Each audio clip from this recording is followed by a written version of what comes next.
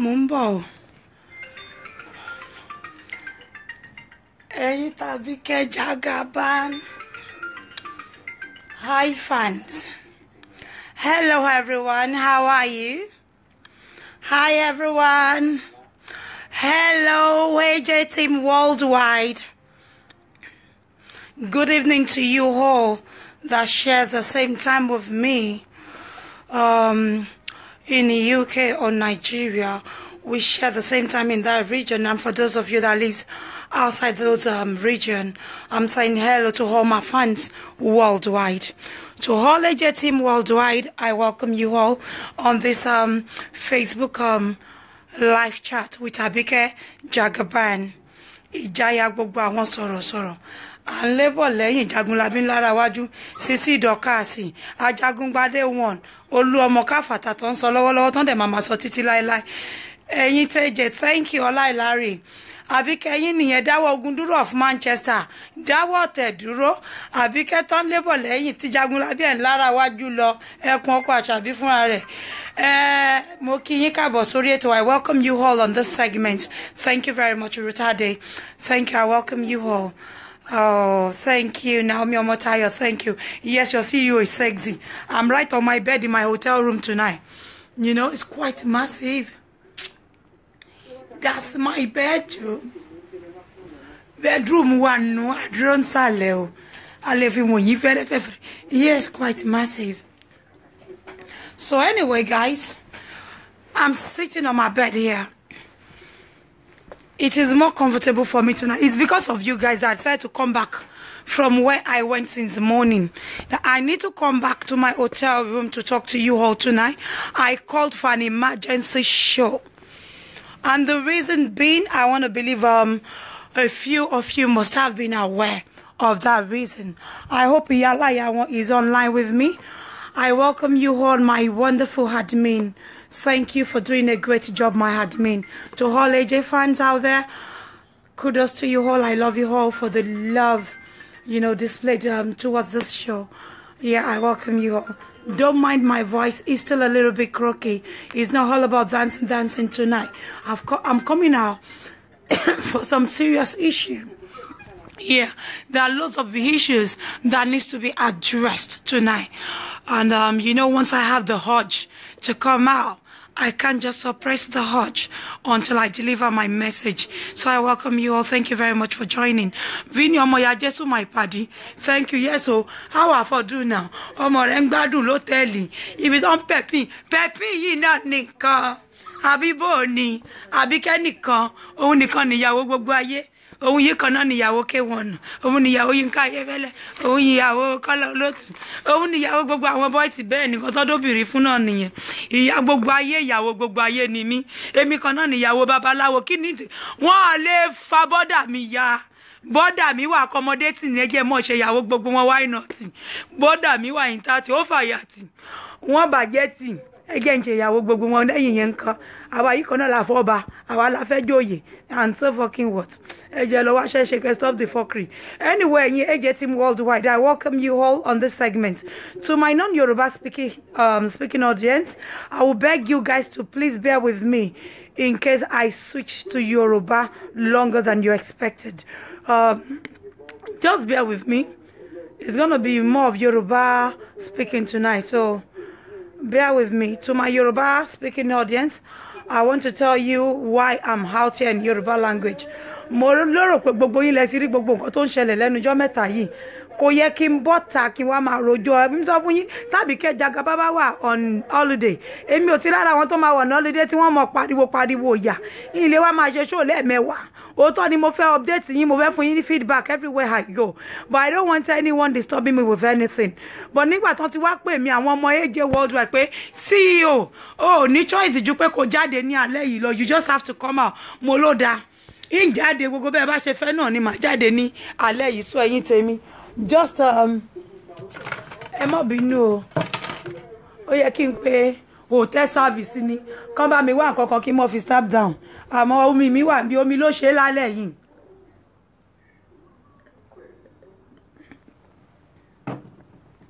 So yeah, thank you all for joining. Ẹ̀yin èèyàn, ọ̀rọ̀ wà o. ọ̀rọ̀ gidi ló dẹ̀ wà lálẹ́ yìí. Tọ́rọ̀ bá ti wà kò kí n sáyè jó Fábíkẹ́ Jagaban. Olú ọmọ tó ń sọ lọ́wọ́lọ́wọ́ ìjáyà gbogbo àwọn sọ̀rọ̀sọ̀rọ̀. Mo máa sọ fún yín ní gbogbo ìgbà máa ń kọrin kan is one of the songs I am fond of singing. Màá ní tèmi o mi ò jẹ́ báwọn síbi ọ̀tẹ̀. Àwọn ò dẹ̀ jẹ́ báwọn pé àdẹ̀jẹ́ báwọn péjọ àbòsí ọwọ́ wa màrè funfun nẹ́nẹ́. To every one of you that is online tonight, I would like you all to start sharing my video. It's one of those very strong ones that I usually do. I'm telling you. So kindly share. I expect this show, this recording, this chat to reach the population of about 1,500 minimum in the next 30 minutes. So keep sharing. It's very imperative that we send this message out tonight. So guys, as we all know, how far we have come. And we have a plan for ourselves. We are not just doing this video. We are not just doing this show. We are not just running this program for the sake of coming out to dance, you know, chat, sing, every day. No. When there's a request for seriousness, we really have to be serious. One ọ̀rọ̀ tó bá yẹ ká fi ṣeré la fi ń ṣeré, ọ̀rọ̀ tó bá yẹ ká fi ṣe òótọ́, èèyàn máa fi ń ṣe òótọ́ ni. So now, it's been brought to my attention that some of my team, some members of my team, has been cursing out little kids, minor, on social media. Some people called me to say, Abike, wọ́n ti ṣe show, wọ́n sọ pé kan lára àwọn admin ni ẹ, àbá àwọn ọmọ ẹ, àbí Polodi, wọ́n ló máa ń curse ọmọdé. There are a lot of things to talk about. But ṣe rí ilé ayé yìí, bí ṣe máa ń sọ, wọ́n ní ìrẹ́jẹ ò sí nínú fọ́tò. Wọ́n ní tó bá ṣe jókòó ló máa bá rẹ̀. Right? Ìrẹ́jẹ kò sí nínú fọ́tò. Bó bá ṣe jókòó báwo ló ṣe máa bá rẹ̀. Nǹkan tí yàn bá dẹ̀ gbìn, òun ló máa ká.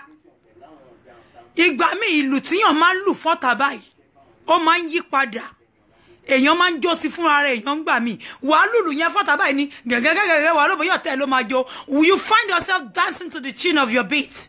It does happen. Àwọn ìkà tó máa ń gbìrò kà, wọ́n á gbèbùkà yẹn, ọmọ wa wá bẹ̀rẹ̀ sí ní jẹ́ ń bẹ̀. Orí á wá máa fọ́ wọn, wọ́n máa pariwo, wọ́n máa sunkún kiri. Now, I am going to address the issue of Polodi, Coco Berry, and Folashade Olatunji Eloquenza Omoye with Ruth Nkechi. That's why I came out tonight. Because as you all know, that I enjoy giving my opponents long rope, the space to misbehave. I give them the opportunity to push themselves to the verge of the pit so that one day resinu e fúnra wọn. Má jẹ́ kó tira wọn dé di kòtò. Má tì wọ́n síbẹ̀ dáadáa pé ẹ tira yín síbẹ̀ pẹ̀lú sùúrù so that má máa kobo wọn àyà wọn á já ní gidi gan. Folashade Eloquenza ó ti misbehave lẹ́nu ọjọ́ mẹ́ta gidi gan. I'm sure you all saw it. But the reason why I would not talk is because she has apologized to me. She has begged me. She has told me that she's no more cut out for war. Olóhun ò jà mọ́, Olóhun ò bá wọn ṣe ọ̀tẹ̀ mọ́. Àmọ́ the reason tó ṣe ń bọ́ta, tó ń fi style, tó ń fi mí pa, tó ń fi mí pa with style. Èmi Àbíkẹ́ Jagunlabi ni mí. Iná ń jó ògiri òsámi lọ́mọ anybody tí mi lè kóbò. Bó bá ṣaránú lé mi ni ẹbí mi ló ṣe yamayama. Máa kóbò yamayama. Làfúnkì èèyàn wa rí ni. Tó bá ṣe yamayama mo sọ fún openly kó ṣe yamayama mi fi gbé. Infinity èèyàn èmi Àbíkẹ́ rí ni. Ó ṣe yamayama mo kóbò ń ta gbangba mi ò fi gbé láyé yìí. Kábọ̀sibọ́sí àwọn ọ̀tá ayé mi. Kí ló kàn mí? Má fi wọ́n nu yamayama má bá yín wí bí ẹni tó ṣe ń bọ́ ọmọ bí ẹni tó ń bọ́ ọmọ ọdún kan wí ni mi ìfẹ́ mọ́jọ́ orí yín. Mi ìfẹ́ mọ̀. And àwọn ogun tá ti jàrí sẹ́yìn. Àwọn ogun tẹ́ pé a rí irú energy tó gbé wá jà ni pé wọn ò wọ ìwọ̀n rárá. Ẹ̀mí wọn ò gbé. Gbogbo àwọn tí Àṣàbí rán wá pátá kò sẹ́mi kankan nu wọn tó gbé. including Ruth Nkechi, Rose Devil, Ruth Eke, Ateni KG. Ejende ma jayin say a lot of things. Me if fi olude ma fa wahala ni. Now, me, you got to move. I want you all to be sharing this video. Seriously, you need to share. Keep sharing because this is a very, very important message that I would like to reach as many people as possible on social media. We are not just out to play. I don't just come out to dance. I don't just come out to sing every day. I do come out to share some very important information, helpful information with my audience, with the public at times. So it's not all about playing. When we sit down, what is it called of this show? We have our main objective.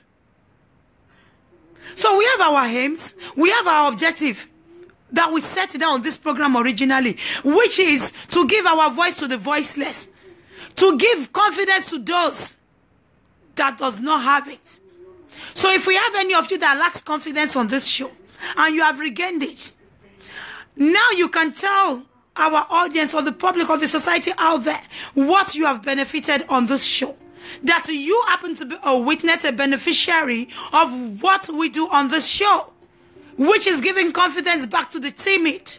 We give confidence back to the timid. We borrow our voice to the voiceless. We give hope to the hopeless, like Dara Dara. That's what we do on this show. We give out our energy to the weak ones. We lend our friend our shoulder. We learn to bear the weight, the agony of other people on our own shoulder. We share our happiness with everybody out there. Until the bully team said they are not happy with us. Until the bully team said they are not happy with the way we are trying to stop what they've been doing for ages. Of course, we are not going to stop. We are never the bully team. We do not have any record of bullying anyone. Except for those mad people out there. Those insane people. Those psychotic patients on Esabod wall. I will come out and say, me on Rensha Shabi, Toba Fekuko Bonulori Kia, Moteti for ye ko yes abodu. Only feed that mama ye. Adari kwa only feed. Iya genyo jeyin. Won le tu go yawo koyin je tu buje. Only feed Shabi, eyin yi na ni nkan. Ijo to ti nu e o so botari. Won nu ele nko wa paro pe iwo ge won je. Eyin na lo mo fija. Is it not disgraceful fún ọjọ́ orí ẹ Tókunbọ̀? Láti lọ máa jà at 56. Gbogbo ẹ̀yin red face mi mọ̀ bóyá exist ẹ máa rọ́ wọlé mo fẹ́ ká máa wò mí jàre. Bẹ́ẹ̀ bá wò mí báwo ni Ruth Nkechi ṣe bá rí mi red face. Welcome on board ká yẹ gbogbo yín lẹ́yọ kọ̀ọ̀kan. Ká yẹ yín, ká kúlù fún yín, ẹ̀yin red face. Ayé ti ṣe gbogbo yín ẹ̀rọ ògùn ẹ̀. Bísí Wẹ̀lí ti wọlé kó wò mí, Yẹ̀yẹ́ Judy wọlé kó wò mí. Ruth Nkechi, Ruth Devil wọlé kó wò mí. Ìwọ yálà ya wọn Àṣàbí Tókunbọ̀ Ṣàngó apá bàtà pa jẹwẹjẹwẹ tí ẹ wọlé kó wò mí Àbíkẹ́ kò ní yẹ ẹ wọlé kó wò mí tí n bá dákẹ́ tí n bá wò yín mo kàn wò yín ni because mo ti lẹ́ni tí mo ti promise pé mi ò fẹ́ dáhùn ìwọ ìyá tó péré ní Tókunbọ̀ yìí tí ò bá bayé jẹ́ ò fẹ́ dẹ́yìn ó di dandan kó bàjẹ́ má yé ni wàá bàjẹ́ má yé àbí ayé kó bàjẹ́ tán torí títí ẹ lápá ọ̀dọ̀ títí ẹ kó kú ẹ má yé kó fi ẹrúbọ ayé yẹn kó lọ kú dànù ni ẹni tó nù ẹ ò tí nù ẹ tó Àṣàbí wọn tó ránṣẹ́ nù ẹ náà Yáníkẹ́ náà nù ànàfẹ́ kú ni Holyfield adarí pọ́n oníbàtà skilashi ó pa lórí ovularia kó bá gbogbo ilé ayé jẹ́ tán now mo kọ́ fún ni o again back to Fọláṣadé Eloquenza. I don't know what's going on with that girl. I stopped talking to her. She used to call me. I'm not fighting with her. Don't get me wrong. I am not fighting with her. Even till date, as I'm speaking, she's not my enemy. But someone needs to curb her. Someone needs to put her in a place. She's really overdoing it. The same way she overdid it before I did those videos for her. Timovi Shambale ati Muniru. Timovi Shelo Lagatin. Timovi Shelese Boran Pamufun. Ni Josi niyen. Tori mo jẹ́ kó tẹ́ mo jẹ́ kó tire. Gbogbo ọjà ló dá. Mi ò faramọ́ kẹ́ máa fi ọmọ ṣépè. Tó bá jẹ́ kan lára àwọn admin mi àbí lára àwọn member AJ ló lọ gbé photo ọmọ wọn ò ní dánwò. I told Coco Berry, I told him, because I have contacted Coco Berry, and he said, well, he is for AJ team, just like Akinbayo Dele is for AJ team. And he said he witnessed Esabod Ashabi prophesy sudden death upon Polo D, Dorcas LPD's daughter. That's Coco Berry told me that he witnessed, he saw, he heard, he watched Esabod's program when she was prophesying sudden death upon Polo D's daughter. He said he went round, he saw that bastard of a bitch called Anamayowa wrote RIP on Polo D's daughter's picture. He said he saw Folashade Eloquenza said amen. Ọlọ́run ká Folashade Eloquenza nígbà tí ìyá Esabod sọ pé ọmọ Polo D o ọ̀tá ọmọ yẹn kú kò jìjì ó ní Folashade Eloquenza Lolagati ló sọ pé yes ọlọ́mọ yẹn kú. Ọlọ́run rí tí Bísí Anamayowa tó dáhùn pé ọmọ òun á kú láì kí n ṣe ọmọ Polo D. Ó wá ní CEO ó ní kí náà fi ṣorí táwa ò fi ṣorí. Ó ní nǹkan tó bá mú wọn tí wọ́n lọ kọ rest in peace sórí ọmọ Polo D. Ó ní including Folashade. Ó ní òun náà lòun ṣe wá wò pé abẹ́rẹ́ táwọn people yìí fi ń gúnyàn ẹ jẹ́ ká lọ fi gún wọn padà. Ẹ jẹ́ ká sọ fún kan nínú wọn pé wọ́n á sìnkú ọmọ. Ó lóun wá kó gbé fọ́tò àwọn ọmọ wọn. That was what he told me. Because they woke me up this morning and I was so furious. It was devastating to hear the way they are using children's picture. I don't want any of my team member to ever get engaged in such acts. And I have warned the man, the Coco Berry. He needs to stop it. I've told him, I've given him an order to go and take away all the children's picture from his wall. Otherwise, I may have to come out and do a disclaimer notification on my wall that he's not working for my team. Because I want him to bring the post down. Tó bá jẹ́ lóòótọ́ ni Folashade Lolagati ni ló lọ ṣe àmì sórí ọmọ Polo D pé kó kú ó di dandan kó máa gba ẹ̀sùn ẹ̀ bó ṣe rò sí ló ṣe máa rí fún ẹ gẹ́lẹ́. Tó bá jẹ́ pé lóòótọ́ ni Bísí Wellington ni bí Esabod ṣe lóun máa fọwọ́ sí àwọn ọmọ òun ló lọ́bẹ̀ ló lọ ṣe àmì sí ó di dandan kó rí fún ẹ gẹ́gẹ́ bí èrònú ẹ̀ sí wa. Tó bá jẹ́ lóòótọ́ ni ìwọ yóò fò yìí ìyẹn Àṣàbí ló wíṣì kí Polo D sí ọmọ ó di dandan kó sìn kan lára àwọn ọmọ ẹ̀ gàrá nìyẹn. Ṣó yẹ wọ́n ti ní ẹni náà kakọ sọ́mọ lẹ́kejì wọ́n ní 9 tó kù a máa jẹ́ ti wọn kò ń ṣe 9 mọ́ àtẹsẹ̀ mẹ́wẹ̀ẹ̀wá ní 19 tó kù ó di dandan kó jẹ́ ti Àṣàbí. Ó mọ̀ pé mi ò gbéṣẹ́rún ẹ̀ tó bá ti kọjá ìyá rẹ̀ tó kún bọ̀ máa fi ẹ́ pa ní yàmàyàmà mi ì lè ṣe kí n má fi ẹ́ pa náà torí ẹlẹ́tẹ̀ èèyàn kan ni ẹ́ tó bá ti tẹ òkè ń jókòó jẹ́jẹ́. Ẹ̀yin èèyàn mi Sister Ellie Ogundimu welcome. Ibo lẹ́wà nígbà tí àwọn bully team yìí tẹ́ pé bí iṣẹ́ ẹbí bí kọ́rọ̀ká sí ọmọ lọ́mọ òun ni wọ́n máa ń ṣe. Kí ibo lẹ́wà ìwọ Folashade wà ń bẹ̀ wọ́n ro bí sọmọ làkejì wọ́n ló máa sìnkú ọmọ ìwọ dẹ̀ lanu ó dẹ̀ lanu ó ṣí àmì. You know my number Folashade o máa ń pè mí náà àbí ò kí ń pè mí ni wẹ́ẹ̀ tí ò ṣe lè pè mí nọ́mbà mi méjèèjì ló wà lọ́wọ́ ẹ̀. The reason why I don't talk to you is because I don't deal with any two-faced person. And mind you, I always wonder when people say, I only wear any show to ba wu àwọn. I don't cap people's movements. I don't manipulate people. I don't monitor anyone on my show. All my fans, AJ fans, they are all free to watch Tokunbo's show, which is Esabod. As long as they are enjoying it, they are laughing. Why not?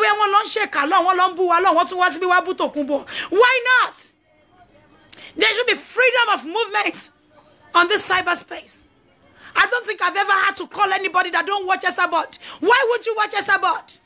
There was a time, tí èèyàn kan pè mí, ìkan lára àwọn fans mi, ó fẹ́ ṣe eye service ni, ó wá dárúkọ kan lára àwọn member mi, ó ní kí ló wo member AJ team kan ó ní ó wà lọ́dọ̀ Esabod ó ń wò, mo gbé lé ẹni yẹn, mo ní kí ló dé tí kò lè wo Esabod. I don't manipulate people. Right? I don't have a domineering spirit. I am a very likable person. And I think what we're doing here is quite helpful to the public, to those of them that appreciate what we do. Not those senseless ones. No. I enjoy having my fun. I'm the kind of person that enjoys life. I dance a lot. I love to sing. I love to enjoy life. So if I come out here to share my nature with anyone out there, this is just me. This is my private life. This is me naturally. When hold on there, sorry guys. Mama Jo at your card taba your card no yemaku. Sorry, someone is living here. My friend is around. Once you take my card out of the, if you're leaving, oh my, we go no yema switch off. So anyway, people, as I was saying, more than that, money. I told her my fan is, she's one of us that called me peking law when your money la year. Matu washeru came here for me peking law lagbajo Westerboard. Kilo de jo ni Westerboard. After all, me man Westerboard koto di pe were worry e koto ma shori buruku ton se yen. I watch her, I laugh.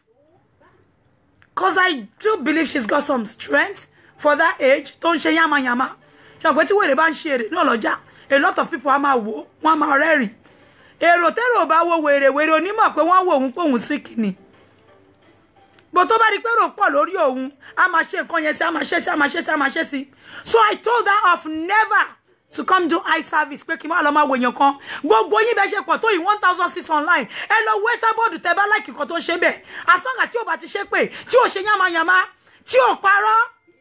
Westerboard is a dumb fool at her age. Tokunbo. Wàá parọ́. White lies.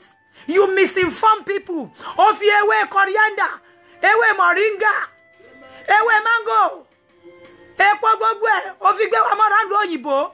Mo de jáde sọ fún ẹni pé ọ̀gá dé gbogbo ewe be leave ta fi ṣe jollof rice le ko yẹn àwọn ko yẹn jẹ lu oyinbo.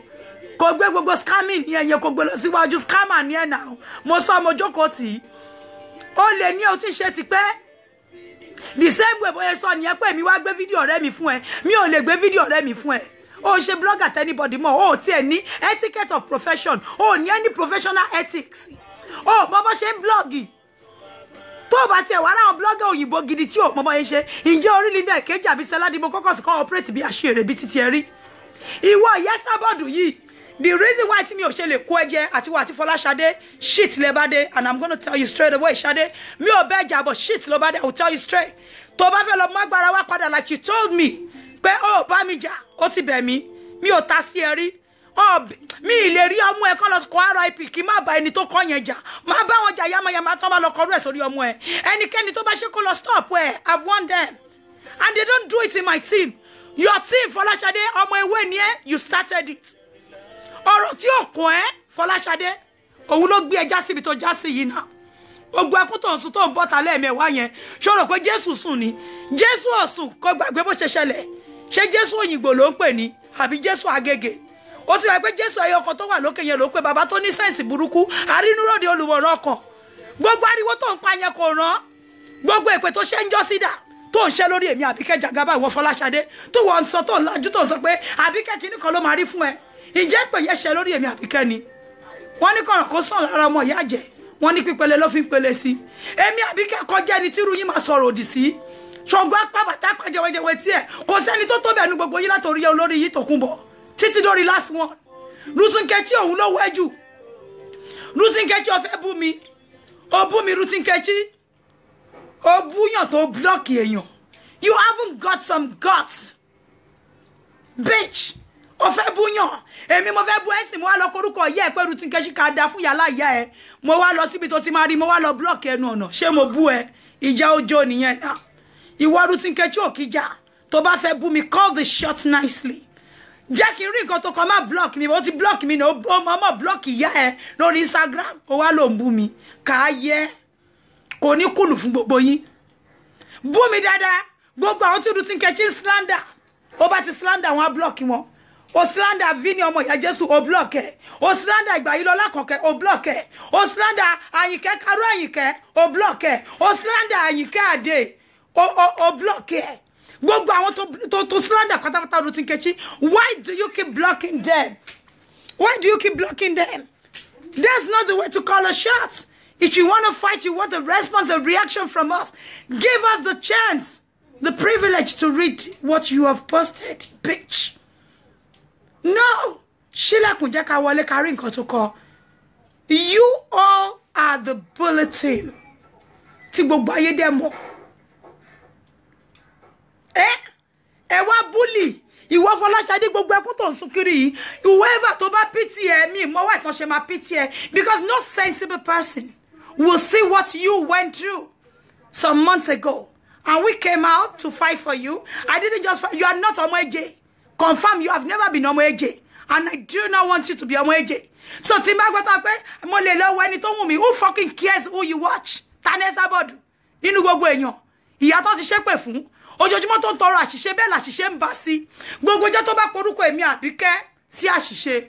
Tọkùnbà wojú mi máa jẹ́ kó ṣàṣìṣe léraléra bíi mẹ́wàá ò ní dáwọ́ ẹ̀ dúró tó bá fi ṣeré Tòkunbọ̀ máa jẹ́ kó máa ṣàṣìṣe yẹn lọ bí ṣe kéré yìí mo sọ ohun kan fún ẹjọ́ sí Tòkunbọ̀ Esabod mo ní odò mi tó kéré mo ní má fojú di tó bá fojú di mo lá gbé ẹ lọ aṣùn ẹ lọ eré ló pé ó ti ń ṣùn ẹ lọ báyìí o ẹ má bínú ẹ̀yin èèyàn I'm not reading comments you know when I'm like this I don't read comments I want Esabod mo ní má fojú di mi torí mo kéré sí ẹ lọ́jọ́ orí mo ní tó bá fojú di mí ní ọjọ́ orí mo ló lè jẹ́ David mi kékeré ló máa bá ye Goliath ẹ jẹ́ eré ló pé ó ti finish now ó lè máa ta irọ́ fáwọn èèyàn kó máa ta irọ́ burúkú kó máa bá yé àwọn èèyàn jẹ́ ṣé wọ́n nìkan ni Tòkunbọ̀ tó fi jẹ́ ọ̀tá gbogbo ayé owó tó rírí iṣẹ́ tó ṣe láti bẹ̀rẹ̀ ayé ẹ̀ ó wá sẹ́rí mọ́ owó náà lálẹ́ nírọ̀lẹ́ ọjọ́ ó wá rí owó náà ìbàjẹ́ wá ń sọ wọ́n sọ pé ìbàjẹ́ ni wọ́n fi ń rówó mo fáwọn èèyàn ní statistics kan mo ní kó lọ wo orí YouTube ẹ ibi tó ti kọ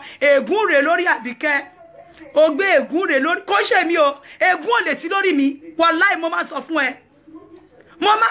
ẹ pé mi Àbíkẹ́ ti bá wọn jẹ́lì alára mo jẹ́lì ajérò mo kọjá ní tó máa fi rúbọ wọn bí ẹrẹ wọn bí pọ̀ rí máa kọ́kọ́ yálà yá ẹrẹ nu kòtò Tòkunbọ̀ Àṣàbí Esabod máa bọ́dẹ̀ rìn wọn bí ẹrẹ mo tún máa tún sọ fún ẹ Sadada Bọ́lọ́gùn ṣe ń ṣàkópadà wá jíṣẹ́ fún mi pé èmi Àbíkẹ́ ọmọ kékeré sọ fún ẹ pé wọn bí mẹ́tàlá ìkànnì máa pọ̀pọ̀ gbá yàrá yá ẹ ní ọ̀nà ọ̀run rẹ̀ Tòkunbọ̀ Àṣàbí ẹ̀yin ọmọ ẹ̀ tó kú ẹ̀yin wẹ́ ìyá yín olórí oko yín gangan bámbá òun lèmi Àbíkẹ́ ń bá wí torí ti máa ń sọ̀rọ̀ lọ ti máa ń jẹ́ lóhùn tí ò bá gbọ́ máa kó bu ẹ̀yin àmàyàmá ni ẹ̀bẹ̀ nọ́bà ẹ̀bẹ̀ ni mo fi fi ẹlẹ̀ Tòkunbọ̀ máa kọ́ ṣọ́ọ̀tì burúkú pẹ̀lú ẹ pé dọ́mi wò pẹ̀lú ogun pẹ̀lú anything tó bá mọ̀ láyé ẹ ìjọ tó bá ràn mí jọ ẹ kó gbà pé kò sọ Ọlọ́run mọ́ láyé yìí gbogbo ẹ̀yin tẹ́ ń wò mí ẹ gbà pé kò sọ Ọlọ́run mọ́ èmi Àbíkẹ́ ti máa wo ẹ̀yìn mi mo rí Ọlọ́run tí máa wí ẹgbẹ́ ọ̀tún mi mo rí àwọn àjọ̀nú àwọn màlẹ́kà ńlá tán bá mi ṣiṣẹ́ tí máa wá pọ́ọ̀sì mi àwọn ànábì lójó kò síbẹ̀ wà láìta láìsímọ́bìlà liazim kò sí nǹkan tó máa fi mí ṣe Esabod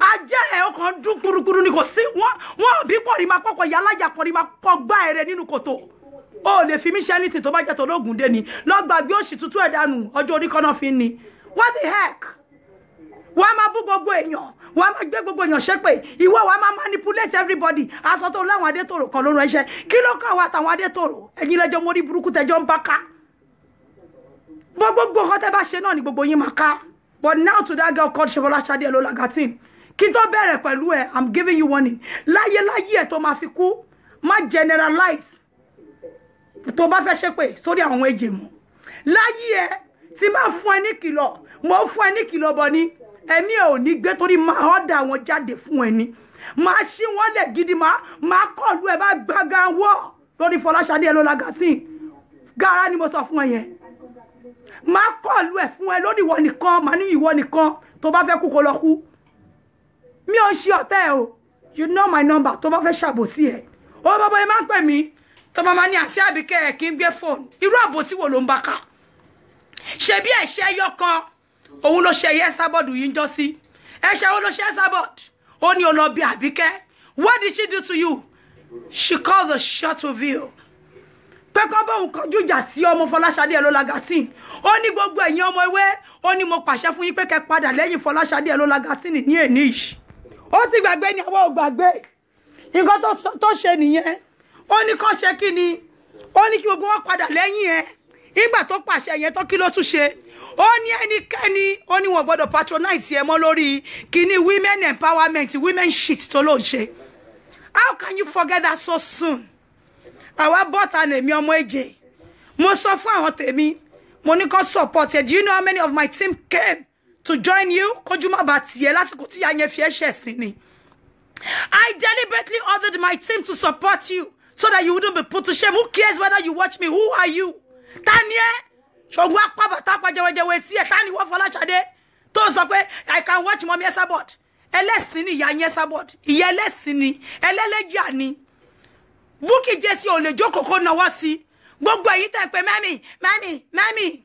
Emo ya yin gangan now. Wọ́n ní gbọ́ lórí burúkú Olifidi. Ó pọ́n lórí Olifidi Oníbàtà Skilashi. Ó pa lórí Ovleri Àjáde. Kẹ́nọwọ́ sí ṣojú gbogbo èèyàn pé ìyá yín ló ń fa gbó tó ń fa sìgá yẹn.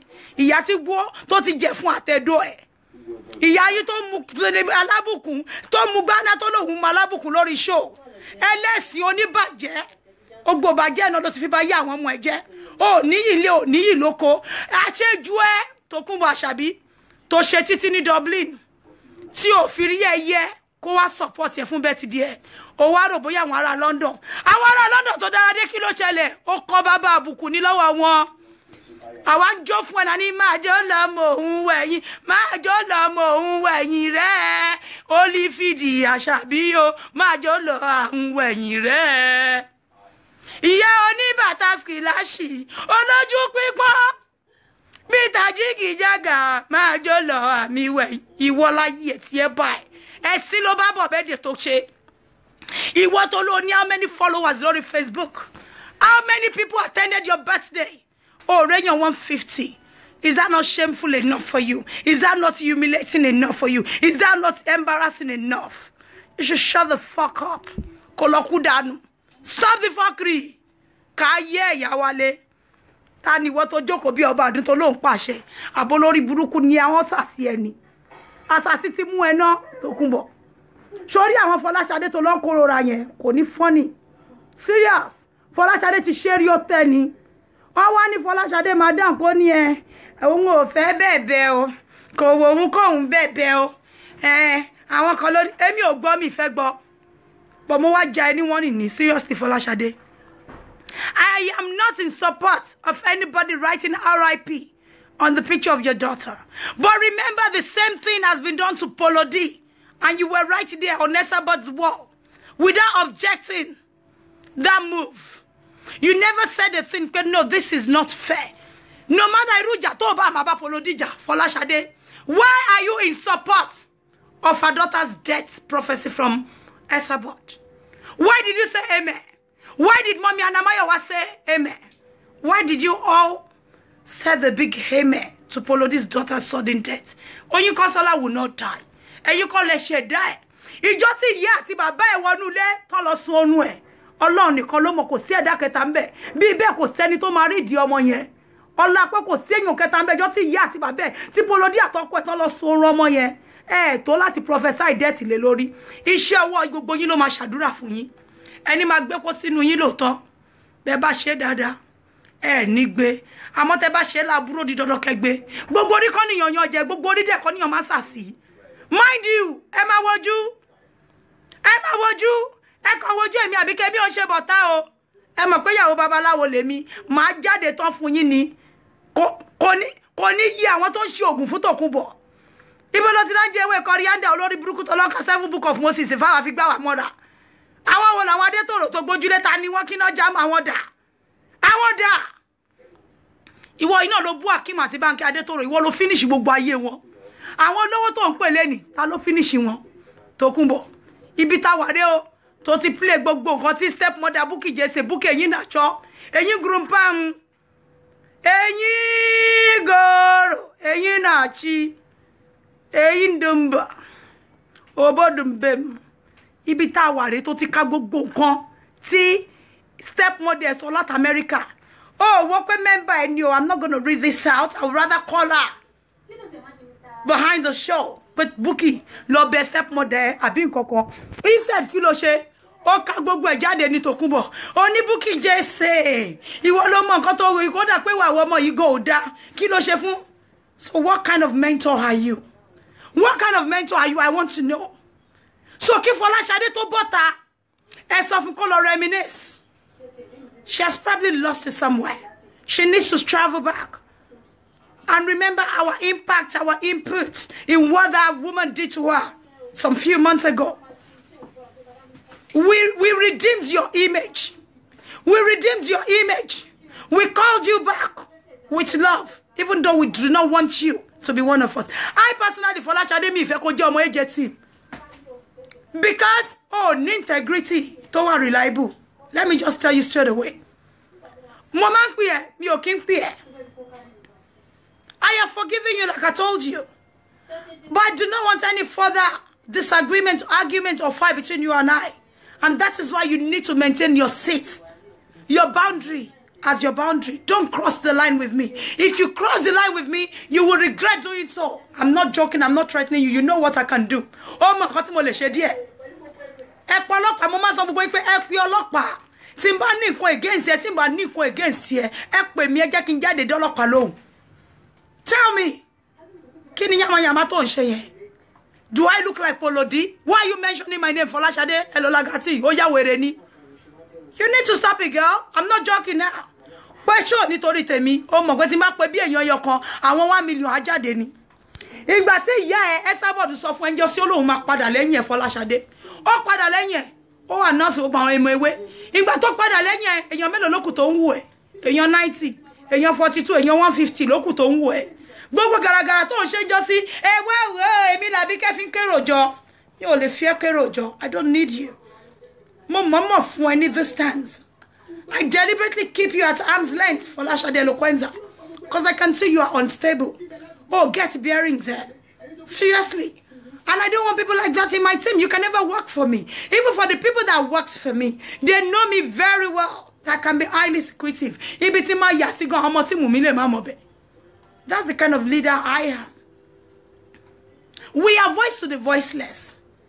We are out fully for you guys. We are going to stop all those bully moves of yours. You need to stop bullying people on social media.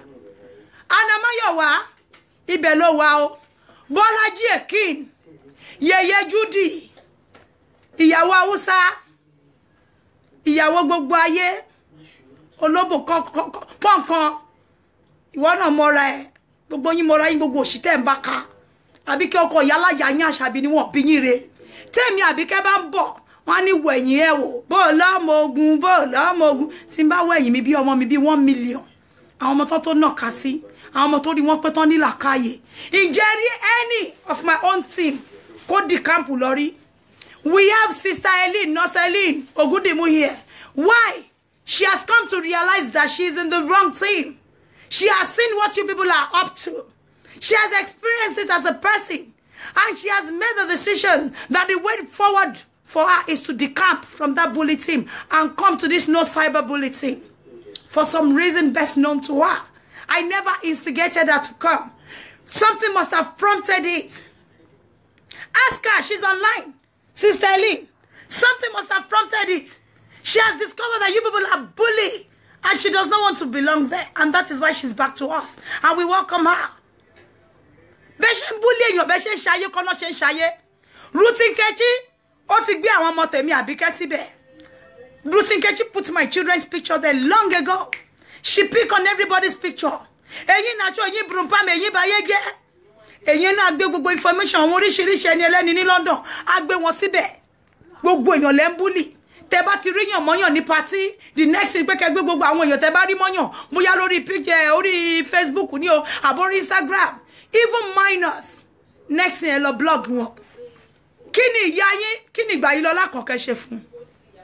Kíni Bímbọ́lá Ṣóndé ṣe fún yín lórí bully team yín? She doesn't know you people one-on-one.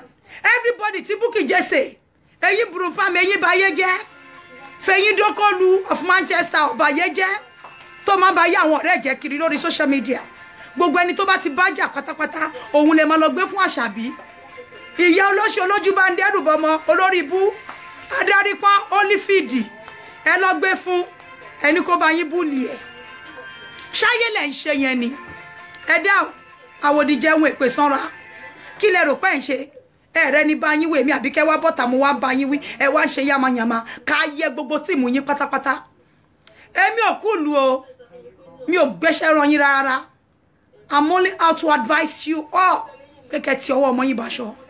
Àbíkẹ́ ò lè yí padà. Ó sì ń gbóná ní fẹ́lifẹ́li. Iná ń jó ògiri òsá yìí náà ni. Ẹkùn ọkọ Àṣàbí. ọba ní Àṣàbí ọkọ ẹ̀dà máa náwó sí wọn pé báwo lè má pè mí jagaba àjagaba ní o ká yẹ eyín náà ló tún fi ń jà ìwà máa gbé yín bọ̀ máa fọ́ ògbé yín ọ̀kún ẹ̀ máa ká yàlàyàlà máa sọ ẹ́ di tú sílẹ̀ sí màmá wọ́yìn mi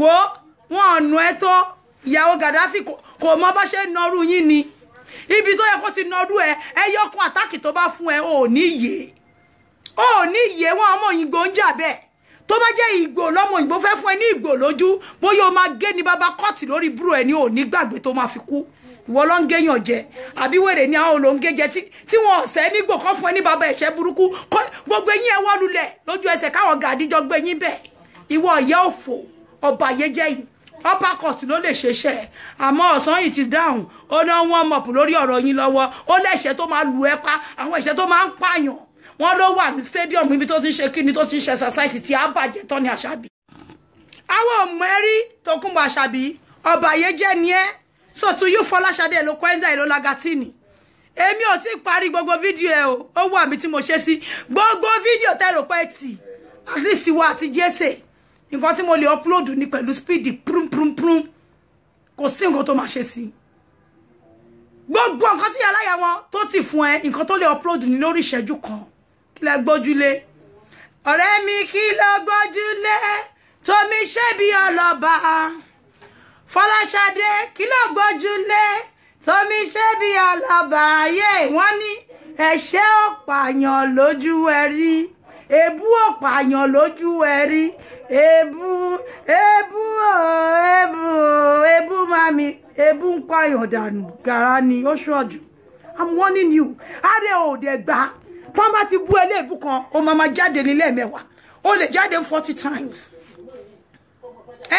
indication nìyẹn pé yàn ti mental pé kó tọ́n bá bú ẹ ò rárá gbé ebú ó wá bọ́tà ó ń ṣe yàmàyàmà ẹ̀yin ló ń gbé àyìnkẹ́ karó tèmi sísà tèmi ẹ fi ń pa èèyàn yìí olówó èèyàn yìí àyìnkẹ́ karó kò dìgbà téèyàn bá fún àwọn lówó ká tó pè wọ́n lólówó Bùnmi ọmọ buwa sísà tèmi àbíkẹ́ èèyàn yìí ni kò dìgbà tó bá gbówó fún mi bàbá èèyàn yìí that's so hard for you Ruth Nkechi to digest. It's so hard, I know, but those are real people in real sense of life. Tó bá ní wọ́n wá èèyàn kí ni èèyàn ní lára èèyàn tó wà trustworthy, èèyàn tó wà honest, èèyàn tó wà level headed, èèyàn tó wà presentable, someone with some high level of integrity. You don't get it. They've got all those qualities. Wọ́n ṣe ìyàwó alẹ́ tó máa parọ́ ìyẹ́wé olè irọ́ bá yé jẹ́.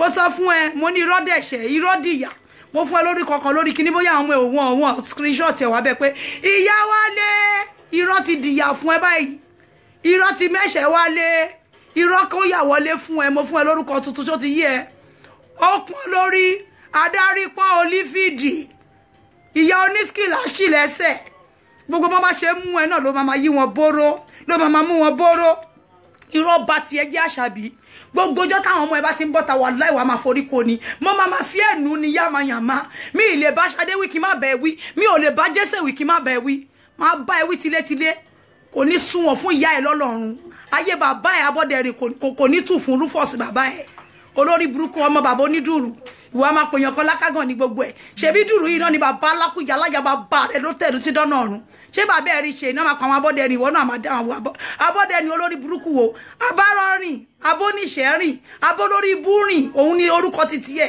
tó bá ní Tókunbọ̀ abólórí búrìn o Tókunbọ̀ o abáwèrè rìn o Tókunbọ̀ o abárọ̀rìn ó yẹ kó máa dá òní gbèjègbèjè ní ká yẹ kò ní sunwọ̀n fún ẹ Ẹsábọ́ọ̀dù mo máa sọ fún ẹ o tí n bá dákẹ́ mo wú ẹ ni àwọn èèyàn ń bá ẹ bẹ̀bẹ̀ ni bàbá dìbò sórí bó náà dìpọ́tì mi yẹn kọ́sẹ̀ wá ní pé wọ́n dìpọ́tì mi bí ní jáwọ́ lórí ọ̀rọ̀ ẹ lójoojúmọ́ Ọlọ́run ni èmi ò sí náà tó máa irú ẹ̀ lè ṣẹlẹ̀ sí bọ́ sórí ìjọ ti máa ní pé mo relocate wá Naija finally tó bá ń gbọ́ ọ̀rọ̀ jáde Àṣẹ́gun lórí ọ̀rọ̀ wa Àṣàbí ó ní dúró wò tán èmi yàrá yẹ ò ní dé àwọn tó ní ẹ lọ́rùn wá máa kọ lẹ́tà sẹ́kọ̀ Àṣàbí ó wá palẹ̀ gbogbo ẹrù ẹ mọ́kọ́ ya tètè yá wá máa bá wa torí pé nǹkan tójú ẹ rí lójú ayé ẹ yìí ó ti pọ̀ jù máa fàyè ní ẹ lára ọ̀run gan máa gbóná díẹ̀ wá máa wo fọ́nẹ́sì yẹn látàn kan ẹ̀rù á máa báyìí láti wọnú ẹ̀ á wà steaming hot fún ìyá ẹ̀ èmi mo sọ bẹ́ẹ̀ fún ẹ Tókunbọ̀ ọ̀run tó fẹ́ lọ yẹn gan mi ní jẹ́ kó dẹrùn fún ẹ ẹ̀mí ẹ̀ ò gbé ní èèyàn mélòó ló ń sọ̀rọ̀ lára àwọn tíìmù èmi Àbíkẹ́ èmi nìkan nìna ìwà máa wá rutin kejì wà máa wọ Elola Gatin kan wá support ẹ Elola Gatin tó bá dánwò máa kọ̀ wọ́ lé lórí èmi ni mo sọ bẹ́ẹ̀ kò ní sùn mọ́ ọmọ kan tí mo lè ṣe fún kò ní sùn kò ní wo kò ní sùn kò ní wo polodi ọmọ tèmi Àbíkẹ́ ni confirm ní Adéyínká Dọ̀kásì kò ní sìnkú ọmọ kò ní mọ sáré Oyin Kọ́sọ́lá gbogbo ẹni tó bá robi ro ibi máa bá gbogbo yín ni gbogbo bó ṣe fẹ́ kó rí fún yín ló ṣe rí fún yín lójú ayé yín yẹn gbogbo ẹni tó bá wá ro ibi ro any of ọmọ AJ team ibi á bá gbogbo yín pátápátá gbogbo ẹni tó bá ro ibi ro any member of my team ibi á palẹ̀ mú yín lẹ́tìlẹ́tìlẹ́ yín àmọ́ jù bẹ́ẹ̀ lọ ẹ jẹ́ ká sọ tó tọrọ to any of my own team member out there please I'm begging you not to involve yourself do not involve yourself in such act do not please abuse any minor out there these are children they haven't done anything wrong wọn rán wa níṣẹ́ gbogbo ìjà ta ló ń jà yìí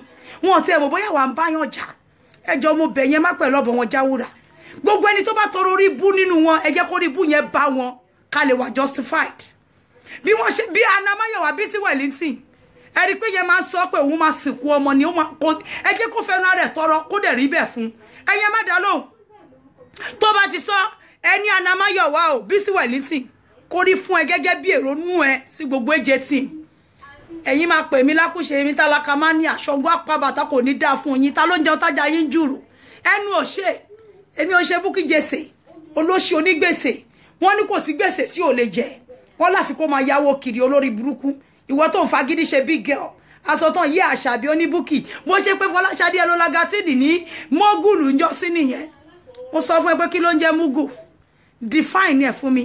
You probably don't know the meaning of it. You need to come out and give us the full definition of a mugu. Kí ló ń jẹ́ hoi mugu?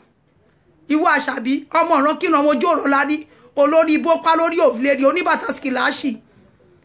Adarí pọ́n, olífìdì, afẹ́yín mẹ́ran jẹ láwo, wọ́n lọ kú ẹlẹ́ṣẹ̀ upper court wèrè, ó lọ gé oníyàjẹ létí, ó wá bọ́tà. Gbogbo ọjọ́ tí ìyá ní kẹ̀tì nú ẹ, ò ṣe bọ́tà kó wá sọ fáwọn ọ̀rẹ́ ẹ̀ ṣe nú ẹ. Àná fẹ́ kú ni, ṣé kò yẹ kó máa sunkún ní at age 56, wọ́n wá nú ẹ mọ́lé. Sister Elina Ogundimu dà ogun ti sọ pé oníjà ní sister Ogundimu èmi náà oníjà ní mẹ́jẹ́ ká wọlé lọ ká lu wèrè bí bàrà a máa lu ẹ́ bí bàrà ní kákò dẹ̀ ní ṣẹlẹ̀ ọ̀rẹ́ mi Àbíkẹ́ wọ́n ní èdìdí ìbàrà o wọ́n ní èdìdí ìbàrà ọwọ́ ayé òní tèmi láéláé ó tẹ̀mí tì gbogbo òṣì tó ń ṣe yẹn ò tí mọ̀ ní tó yẹ kó ti ọmọ yẹn dánwò gangan ni fogun dán mi wò mo kọ́ ṣọ́ọ̀tì pẹ̀lú ẹ mọ́rúkọ mi lọ kiri Bukky Jesse ẹ mú lọ́lé aláwo ẹ mú lọ́lé oníṣègùn ẹ mú lọ́lé aláàfáà ẹ mú lọ́lé gbogbo mi tẹ́ bá wọ̀ tó ti ń ṣògùn fún yàn mo ní ẹ mọ́rúkọ èmi Àbíkẹ́ lọ ẹ mọ́ tọ́tọ́ Olúlọpẹ́ Bàsírà olówó gàbà ni mò ń jẹ́ ẹ mú lọ ẹ tún forúkọ ìyá yín sí ẹ lọ́ máa Fọláṣadé Adébísí ẹ fi sí dáadáa kó pé padà wá sọ fún mi pé ó yá àti mórúkọ ẹ lọ ẹgbẹ́ result wá fún mi ẹ jẹyàn yín níṣu ẹ jẹyàn yín ṣu tẹ́ bá gbàdúrà òkú kan máa jẹ́ kọ́nu mẹ́wàá jáde nu lé yín gàrá nìyẹn mi ò bá yín ṣeré mọ́ lọ́wọ́ yìí mo ti máa sọ fún yín láti ìlú òyìnbó pé mi ò bá yín fi ṣeré sórí àjẹ́ tó máa pa ọmọ ni bí ọ̀rọ̀ Bukky wọ́n lẹ́nu ẹ̀ ò kì í ṣẹ̀jẹ̀ ìwọ tó kún bó kàn máa ń bẹ́ ni gbogbo ewé àtegbò olórí burúkú tó lọ́njà lọ́dọ̀ àwọn St. Patrick gbogbo ewé tán máa ń kọ́ sínú gbó àwọn alọ́lọ́ ń jẹ́wé St. Patrick fún Dublin ewé moringa ewé coriander tó fi ṣe jollof rice ewé bay leaf àwọn alọ́lọ́ fi ń gbé mọ́ra tó ní kàmàrà 250 euro tó ń pè ní ewé gbé tán 13 days kò ní dá fún iye ewé yẹn la fi gbé ẹtọ́ lórí social media a gbé ẹtọ́ lọ sí kú ẹni ṣó lórí Facebook ló fẹ́ kú sí àlè sí ẹtọ́ ní Facebook pollution ló jẹ́ fàtà lórí Facebook ṣé ọmọ èyí nínú àwọn kìnìún yẹn tí ó ti ẹ̀ ń ta tí òun réyàn wò wọ́n ibi tá a máa lọ sí ẹ̀sìn yẹn kò ní dá fún gbogbo ẹ̀yin adarí pọ́n tẹ wọlé ká yẹ gbogbo yín orí yín burú ni ẹ fucking crazy ni ẹ máa búlì àwọn èèyàn kiri lẹ̀ wọ́n fi ṣe yín ni ṣé wọ́n fi ṣe yín ni èní ariwo ọ̀la ariwo kí ló ṣe wọ́ Fọláṣadé ìwọ tó mọ bóyá máa ń pè mí nǹkan kan ni òun ẹ pè mí mọ́ mi ò bá ìjà mi ò bú ẹ rí gbogbo ohun tó máa ń lò yẹn mo kàn máa ń wú ẹ ní kódà pọ̀ ọmọdé ń ṣe ẹ́ àbí kí nǹkan kan máa ṣe ẹ́ ọwọ́ aago ẹ ó nídìí resetting aago ẹ nídìí resetting àbí kò nídìí oògùn torí ẹ mo ṣe máa ń wú ẹ a lot of times tó ti bọ́ta jà mo máa ń sọ fún ẹ máa ní Ṣadé kí ló lọ ń jà ń ta fún And must you come out? That's what I tell you every time. Manishade, must you respond to every negative attack? Money show mo ye ìgbà tó bú èmi ìwọ Fọláṣadé. Show mo ye ìgbà tó bú mi ọ̀rọ̀ tí okun ẹ tó wá dá sí kí n tó dé lo. Ẹ mẹ́ta ọ̀tọ̀ọ̀tọ̀ ló bọ́ta ṣe fídíò fún mi Fọláṣadé. So wọ́n wá ní kó lọ pé bó ṣe rí wá ó wá bẹ́ bọ́ta bó ṣe rí ló rí yìí náà. Wọ́n ṣépè fún ọmọ Polodi wọ́n ṣí àmì. Now the guy now went to test you all with what you wish for Polodi. Ó wá bọ́ta wá ń sunkún on ló ṣépè. Èpè máa ń rò ní kó tó jà gbogbo yín ẹ kàn ṣoògùn lórí burúkú tẹ́ ṣe. Wọ́n kọ́ yín ní ṣègùn yín dáadáa tó bá kọ́ yín ní ṣègùn ẹ mọ̀ kan tó ń jẹ́ èpè. Èpè á lọ káàkiri báyìí. Èpè á lọ kiri báyìí. Á máa lọ kiri. Á máa wá ẹni tóun máa jà tó ṣiṣẹ́ aburú lóòótọ́. Tó bá lọ kiri tí ó bá rẹ́ni jà. Ṣé mọ̀ kó padà bọ̀ lórí ẹni tó ṣẹ nìyẹn. Torí ẹ ti fi iṣẹ́ burúkú lẹ fi rán èṣù. Ó ń padà bọ̀ ní àwa gbé sí orí yín. Àwa di pé gbogbo nǹkan tẹ́ wish àwọn ọ̀tá yín ẹ wá máa fọwọ́ ara yín gbé ọmọ yín sí. Àwa ò ní ṣépè fún yín. Warning ni mo ti fún gbogbo àwọn tíìmù mi yìí. Any of my member tí n bá ka mọ́ lọ́wọ́ tó lọ ń bú minor wàláhì máa block ẹni yẹn pa ni. Mi ì dẹ̀ ní block ẹ̀ máa kọ́kọ́ expose yẹ. Because that's abuse on children. You don't do it. It's not acceptable. We don't do it here. The fact that they are doing it at the other side does not mean we have to do it. No. Ah, le pẹ̀lú ọbọ̀já wúrà. Oniyan kan lágbájá wèrè. Ẹ̀yin náà ní ká bu wèrè adi púpọ̀ ní tàbá bu bread jẹ tẹ́lẹ̀. Wèrè adi púpọ̀ fi wọ́n lẹ̀ kó máa ṣorí burúkú wọn. Nísìn ọ̀rọ̀ ni mo mọ̀ bọ́ta wá sọ pé ìwọ Fọláṣadé tó ń sọ̀rọ̀. Ó wà ńbẹ̀.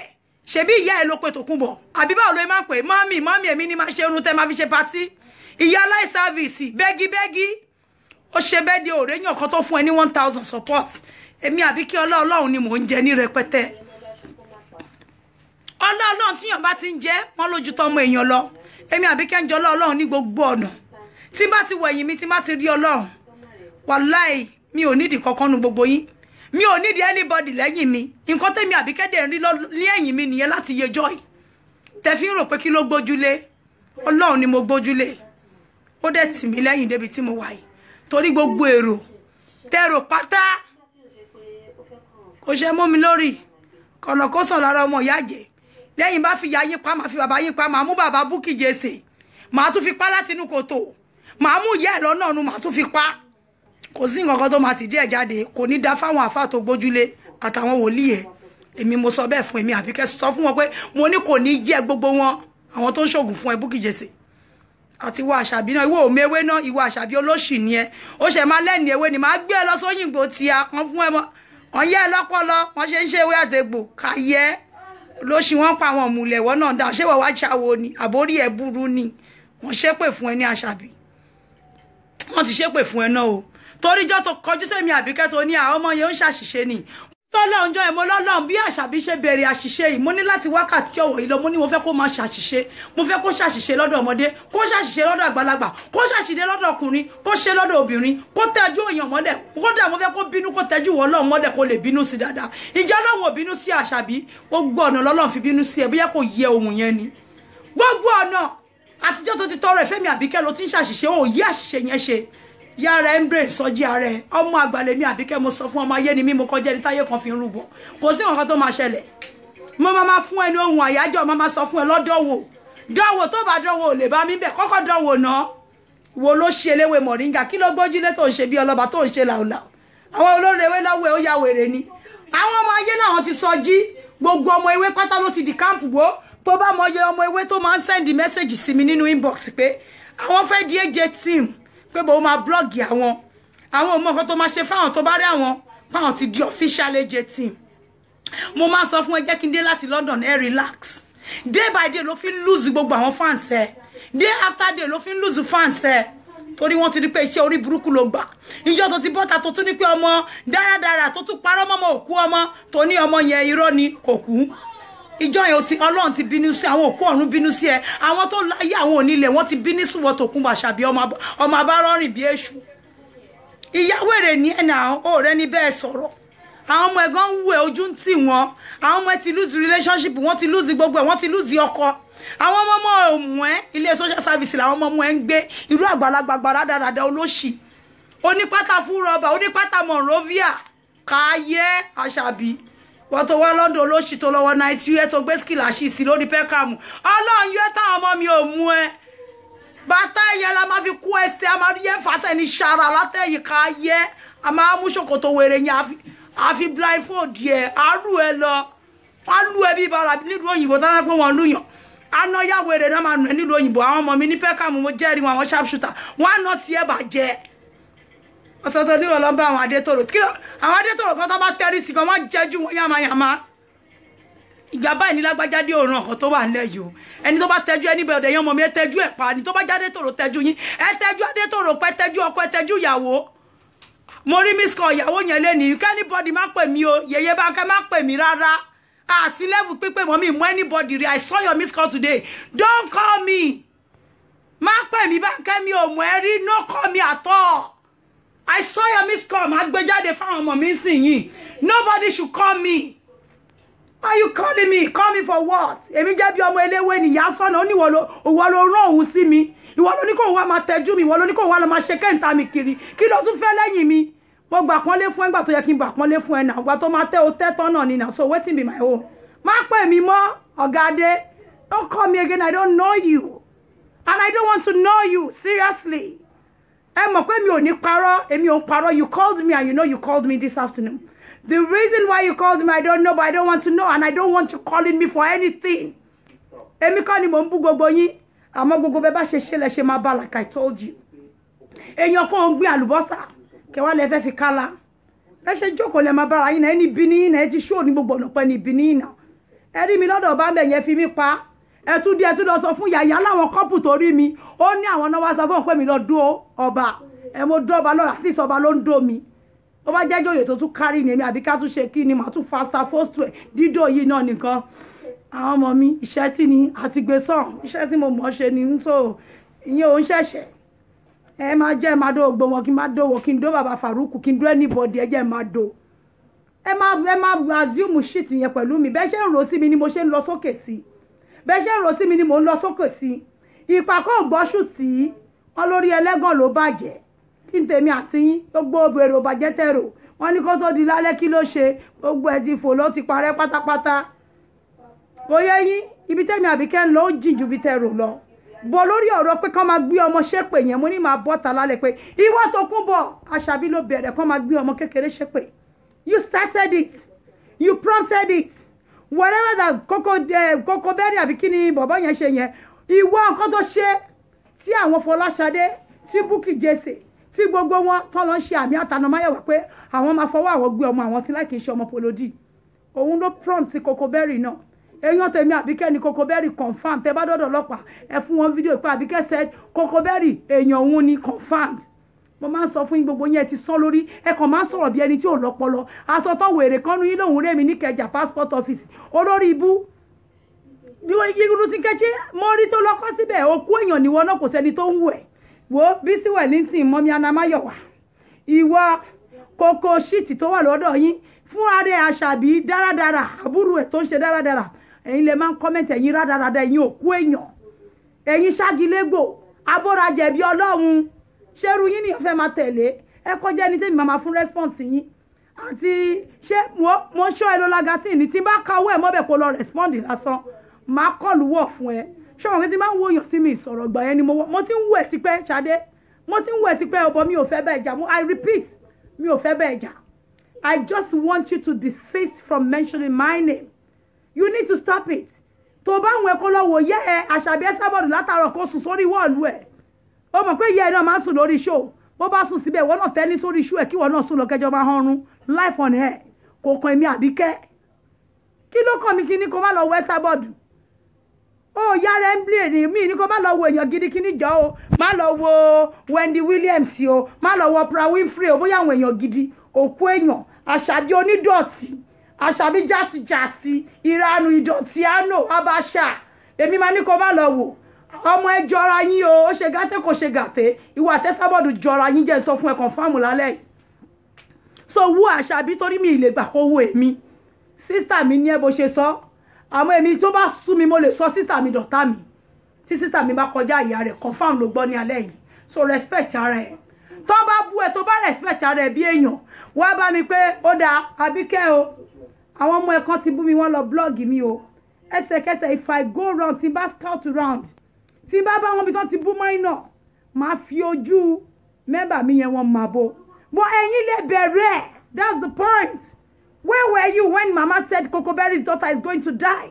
You were there right on the wall saying amen. You were right on the show. You didn't say, Mommy, please, don't wish the little kid dead. So now they did it to your daughter. You now find that hurtful. No, you don't have to be hurt. Whatever take be, òun lẹ ń ká. Ẹ̀yin fẹ́ máa mú jẹ lára ẹ̀yin, ẹ fẹ́ kàn mú jẹ lára yín.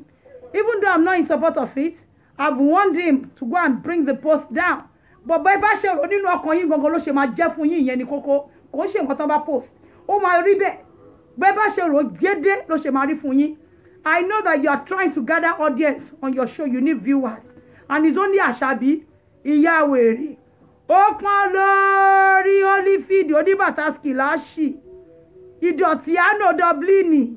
Dalẹ́rú ọ̀bàyéjẹ́ ìyá ǹdí ìbàjẹ́. Òun nìkan ló lè fún ẹ lóró lórí show ẹ. So write down. Write down and sign a contract with Akoma fún ẹ lérò, but má fi àwa pa. Má wá sórí ọ̀dọ̀ ọmọ. No nonsense team níbí. Tó bá orérò, má kọ pàṣẹ báyìí ni, tí ẹ máa bá ẹni. So mo tún wọ̀nù ẹ lálẹ́ yìí o, ẹ lo Lagati. Ó dárúkọ mi ní alẹ́ àná. Mo ti pe àwọn èèyàn àwọn tí mo mọ̀. Ìyá Esabod ó ti ní ìwọ lòun fẹ́ lò fún mi nsìn. Mo dẹ̀ like ẹ, mo fẹ́ kó lo ìwọ gangan ni mo fẹ́ kó lò. Tẹ́mi ẹ bá gbé jọ front kó máa bọ̀.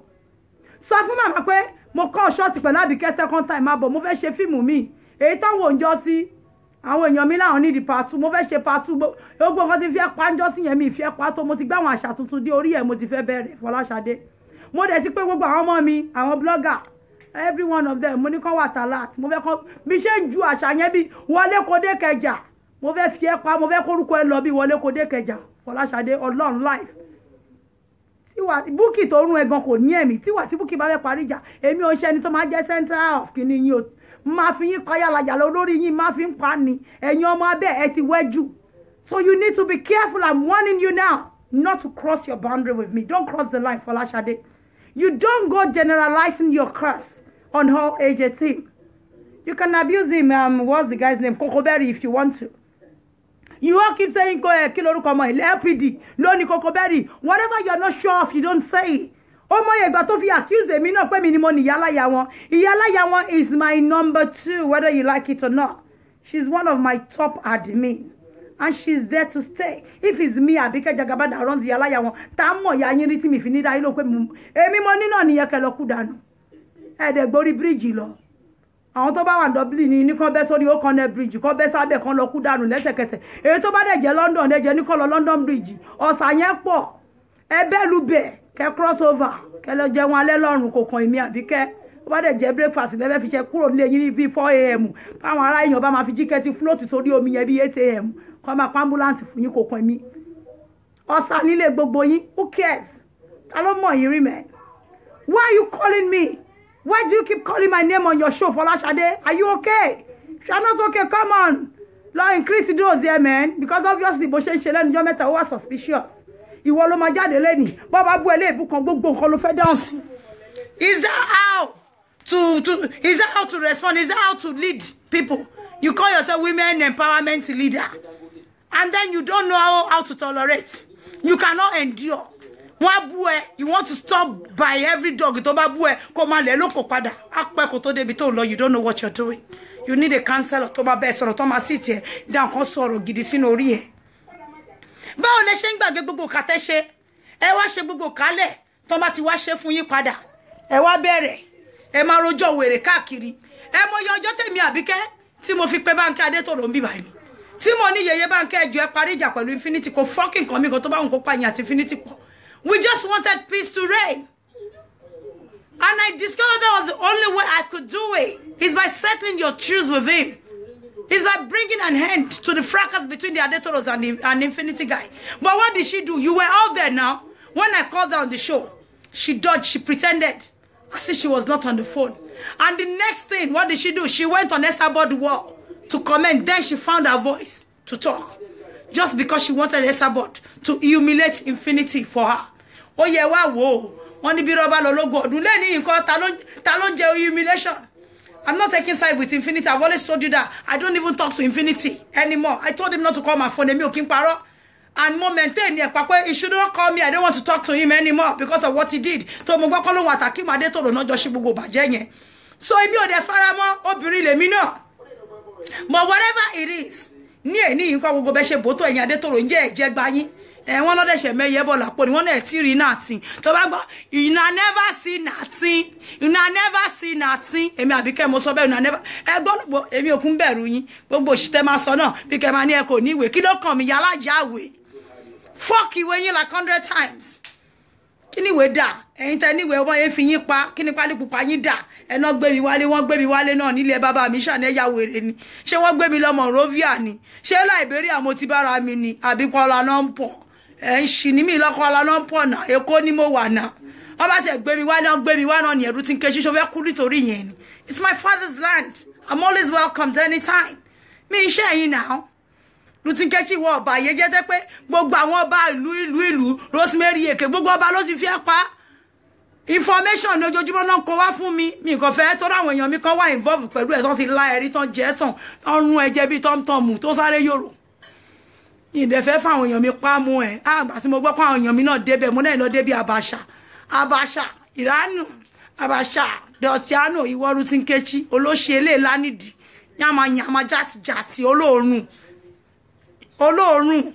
ìwọ tó òórùn ó ní ọkàn kí ọkàn máa bù ẹ tán fọdà pé yàn lọ wà tribalistic bí ni mi fẹ́ fún àwọn ọmọ mi pa nítorí àwọn ọmọ mi tán wá láti ìlú ẹ̀ gangan wà mí tí mo dẹ̀ love gan lórí show mi so I'm just gonna spare you the fuckery fúngbà díẹ̀ ó ṣáàmù ẹ̀jẹ̀ ìṣìfìyẹ́ so lọ́wọ́ kan Fọláṣadé wọ́n ní mo tún fún ẹ ìtorí ẹ̀ gan mo ẹ jáde o kò pé nǹkan méjì ìwọ àtàṣàbí ìyá yín ọ̀bàyéjẹ́ yìí náà ni kẹ́ máa báyé jẹ́ ẹ̀rẹ́ ní bá ara yín sọ tòótọ́ ìwọ tó ní ìyá ẹ̀ kan ló ní kó má dọjà mọ́ ṣé màmá ẹ̀ ti kún sí wọn rí nǹkan tó ń ṣe ń sìn màmá yẹn ò rí nǹkan tó ń ṣe tó bá jáde yín sì tó fi gbogbo àwọn ará ilé ẹ̀ pa tó fẹ́ anybody pa wà wá bẹ̀rẹ̀ ogun wọ́n mi kan ní fi yín pa máa fi yín nù máa fọmọdé inú ilé yín nù ìkókó tẹbí lè ní máa fi nù arúgbó ilé yín tó máa kú lọ́la máa fi ọmọ anybody nù lọ́kọ́lẹ̀ èmi Àbíkẹ́ ni mo sọ bẹ́ẹ̀ fún ẹ mo fọwọ́ sàn yẹ máa ṣe bẹ́ẹ̀ torí o tún ti ń bẹ̀rẹ̀ àwọn èèyàn wù ẹ́ tó ń ṣe yamayama wọ́n wù ẹ́ tó ń ṣe yamayama tó ń dárúkọ mi ní ojoojúmọ́ Àbíkẹ́ mi ò sí lé kílẹ̀ ń dárúkọ mi fún Fọláṣadé did you not wait before you started it? Did you not wait? Don't you get it at all? Don't you know what you are venturing when you started it? You should have known what you are embarking on. That where will this journey lead me? Láti last year, láti January, ti gúnlẹ̀ tébùté ere kan o wá ń ṣe bí omi òkun tó lọ síwájú tó lọ sẹ́yìn. Mọ bí tó máa jókòó sí. Èmi Àbíkẹ́ ò wá lórí show mi. You are the last person that would need here. I need stable minds. I need steady head. I need people that are decisive, people that know what they want. And when you need glory, show me, not someone like you. Let me just tell you, even though I'm not fighting with you, I will never come patronizing you for anything. And that you know 100%. When me okay, I don't have the time, ni. Ọlọ́run, ẹni tó bá ní mo máa pè wọ́n ní ẹ̀kọ́ fẹ́ máa ẹni kó lọ gbé kíní wà ní mi ò ráyè. I'm too busy. Mo wà lẹ́kọ̀ọ́ mo ń ṣiṣẹ́ AJ team, mo wà nílé mo ń ṣiṣẹ́ AJ team. Why? Because mi fẹ́ kí ìyà jẹ àwọn èèyàn mi. Ẹ fi àwọn èèyàn mi lẹ̀, all we are asking for is peace. Live and let's live. But whatever it is you are getting on Cocoa Berry, you are only reaping what you have planted in hedges. Kò bá jẹ́ àti ọdún mẹ́wàá lẹ ti plant. Ẹ máa jèrè ẹ̀. Aji Gani Ọlọ́ládé. Ẹ gba ìyá wọn olówà lọ́pṣẹ̀sì tó ń sleep. Ó lọ ṣe àwọn falling angel. Ó kọ́kọ́ lóhun kí ló máa ń pèrè ẹgbẹ́ òun falling angel. Wèrè ó tún yóhun padà olóhun Ajagungbadé. Báwo ni falling angel Àṣàbí ló tún ṣe máa níwà Ajagungbadé? Àwọn falling angel àwọn èṣù. Gbọ́ bí tó ti ń jẹ oyè ààrẹ olérí. Ìwọ la kọ́kọ́ gbọ́ tó ló fẹ́ jẹ oyè Ajagungbadé falling angel. Èṣù wa ń jẹ Ajagungbadé ni. Gbogbo nǹkan tó máa ṣe lọ́dọ̀ àwọn ará ayé ló hùn ará ọ̀run ní ẹ̀nà èṣù ní ẹ̀nà. Ilé ẹ̀ inú iná ló wà náà. Ìwọ tó máa ní wọ resource negative aṣọ tó tún ní oyè ẹ l'Ajagungbadé gbogbo wọn náà ń support ẹ àwọn Adétòrò gbé ẹ lọ kí wọ́n wá lọ kanta ọmọ Jagaba yẹn lọ́dọ̀ ọba ìwọ àgbàjá ti jà sílẹ̀ pé remote làwọn ọmọ kékeré fi ń tẹ̀ṣẹ̀ àwọn ọmọ kékeré wọ́n ti wá sọ ẹ́ di kite ẹ sábọ̀dù wọ́n á sá ẹ̀ báyìí máa ẹ fò lókè tó bá rí bó ti dókè wọ́n tún jẹ wálẹ̀ yálà wọ́n tún fi díẹ̀ jálẹ̀ wọ́n tún gbé ẹ sókè wá sí ní àṣẹ mo ti ṣubú ni Sade ẹ mo ti gbé mi ṣubú Bukky Jesse yìí mọ̀lẹ́ ń sà mí àwọn tún ní mọ́mí ẹ pẹ̀lú okùn yẹn ṣọ́ọ̀tù ni wọ́n tún fokùn kó wọ́n tún sẹ̀ wọ́n tún jẹ́ olọ wọ́n tún jẹ́ wálẹ̀ jálà disgrace of the highest order wọ́n fi díẹ̀ jálẹ̀ ní ẹni àwọn ìyá wálé ẹni ẹ̀tẹ́ ní òní gbà yìí mọ́ táyé máa fi parẹ́ bó ṣe máa bá kú nìyẹn Ọlọ́run ẹlẹ́dàá ń gbọ́ gbogbo yóò tó bá ti ro ibi kan sẹ́mi Àbíkẹ́ wà láì mi níṣẹ́ pè fún ẹ má kọ bí Ọlọ́run ni pé bó ṣe béèrè yẹn ẹ bá mi ṣe ní lọ́pọ̀lọpọ̀ ọ̀nà kó máa ṣiṣẹ́ ká ṣiṣẹ́ máa bá kí ó máa ó mọ̀ pé tí sọ ti pa ọmọ yẹn wọ́n ní kó máa ṣiṣẹ́ ta ló ń ṣàṣìṣe báyìí èmi Àbíkẹ́ ò bá anybody jà mi ń bá yàn jà we don't bully we don't do it I'm only out to rule out your ways of operation that's not the way to operate that's not how to run blogging a máa rúlu ẹ̀ how tó bá ṣe ń ṣe làwọn máa bọ́ síbẹ̀ ni mama kanta ẹ̀ ó bá fẹ́ kókó lọ kú dànù Yáwálé yes àwọn ọmọ tèmi gangan snake èmi Àbíkẹ́ mo dé snake gbogbo ẹ̀jẹ̀ team àwa snake a snake pa ni alẹ́nu bí alẹ́nu dákú ọ̀rọ̀ yìí náà nìkan ká yẹ ká kùlù fún ìyàwó ewúrẹ́ lé ẹ̀ kò ní kùlù fún àgùntàn lé ẹ̀ kò ní yẹ èmi mo sọ bẹ́ẹ̀ àyàn gbàtẹ̀ ìrarú lé ẹ̀ ká yẹ wọ́n Àṣàbí ó pa lórí òbléríà adarí pọ́n olífìdì tó ń fẹ́ yín jà ọlẹ́jà àjà tí àtọ̀wọ́ bọ́ síbi àwọn ọmọ mi sílífàtà ní ẹjọ́ lóyìnbó wọ́n á nà tiẹ̀ bàjẹ́ tó bá tẹ́rí sẹ́kù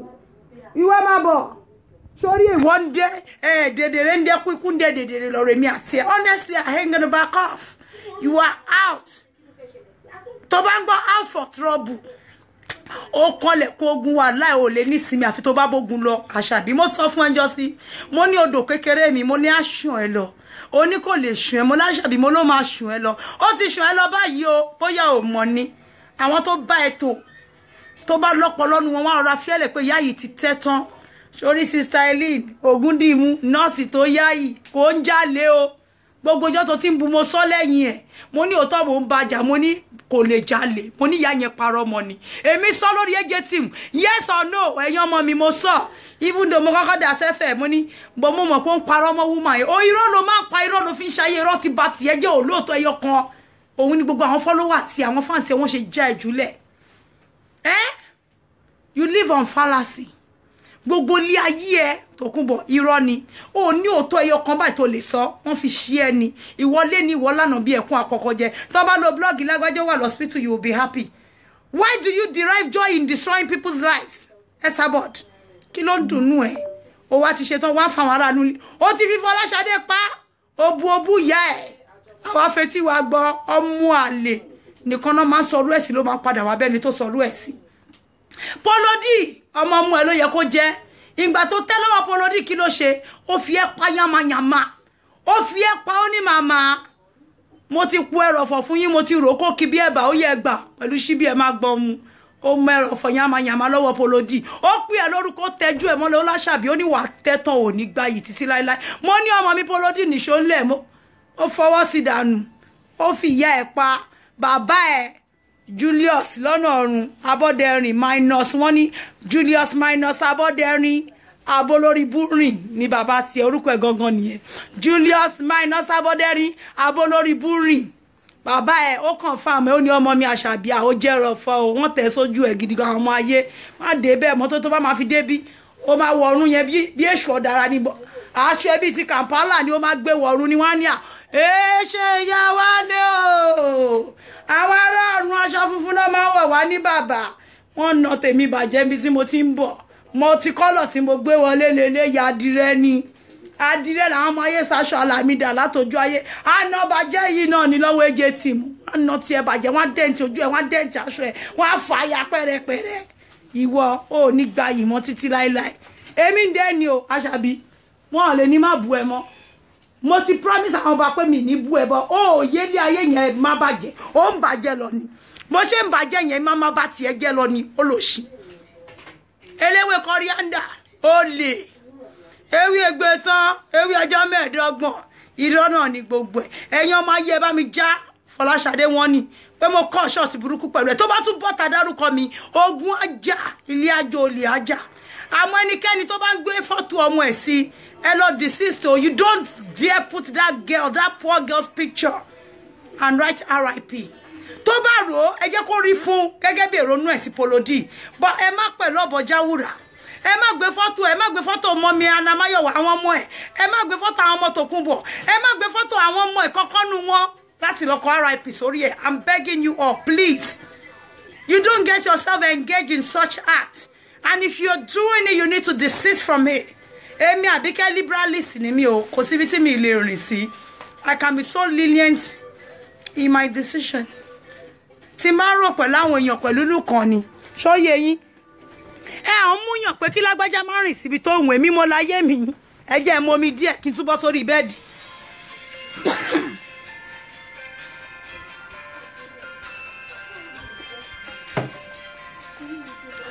Ẹ̀yin ọmọ mi, ẹ lọ síbi tó wùn yín. A sọ tán ìyá wọn ìyá wèrè. Elébi. Àwa ló lọ ń gbé mọ́tò olóṣìjúkù táyé olómọ ló ní tíá rọba ni. Èmi gan sọ fún àwọn tèmi mo ní tíá rọba kan mo ní tíá paper ló ra yẹn tíá paper. Ṣọ̀n tó bá ti lo nǹkan tó ti já rọ́bẹ̀ lárábà. Kí ló kù tán máa fi ráàpù ẹ̀ paper dẹ̀ ní ọgọ́dẹ̀ máa fi paper pọn ni. Tíá paper ló ra kò ń ṣe tíá rọba olóṣì olóbi olórí bú. Ó wá wé kòkó wá wà ọmọ mi lé kòkó. Wá sí Nàìjíríà. Wá wọlé àwọn ọmọ tó ṣe bí lánàá wá wo nǹkan tó kọ́ wá wo mọ́tò tó fi rìn Tòkunbọ̀ olóṣì ológo dúdú ìwọ tó ní ògo èèyàn kan ti ẹ̀rẹ́wé lọ́wọ́ yewé o ẹjẹ́ ń já yín sí o ọmọ ẹ lóun ti rewé yẹn láti last year ó ní bó ń ṣe lálàá níyẹn lòun bá rí Tòkunbọ̀ ó ní Tòkunbọ̀ bá pé òun ló bá ní Tòkunbọ̀ ẹ̀ ló bá pe ọmọ yẹn lójú oorun ìfẹ́ dárúkọ ọmọ tó sọ ọmọ yẹn ló bá pe orúkọ ló bá ní bẹ̀rẹ̀ kó kúnlẹ̀ kó máa lá egbò ẹsẹ̀ òun ìyẹn yewé Tòkunbọ̀ olóṣì Àṣàbí minus Abọ́dẹrìn aboríbúrìn adarí pọ́n olífìdí ìyá onískìlà ṣìlẹ́sẹ̀ màmá wa rè bábíyẹ̀ ńlá ó ti fọ́ lójú bábíyẹ̀ ńlá ojú ẹ̀sà bọ̀dí bábíyẹ̀ ńlá wọ́n ti nà fọ́ wọ́n nojú ẹ̀ fọ́ mo sọ fún àti Díọlá nẹ́sàn pé ẹ fi torí tó bá lọ ṣe Haúsá tàdí mẹ́yìn á ní alákẹ́ mànà àárọ̀lú ẹ̀ á gbò fún ẹ lójú bìṣ ọ̀bí yẹ̀ rè knockout ni wàá lose consciousness.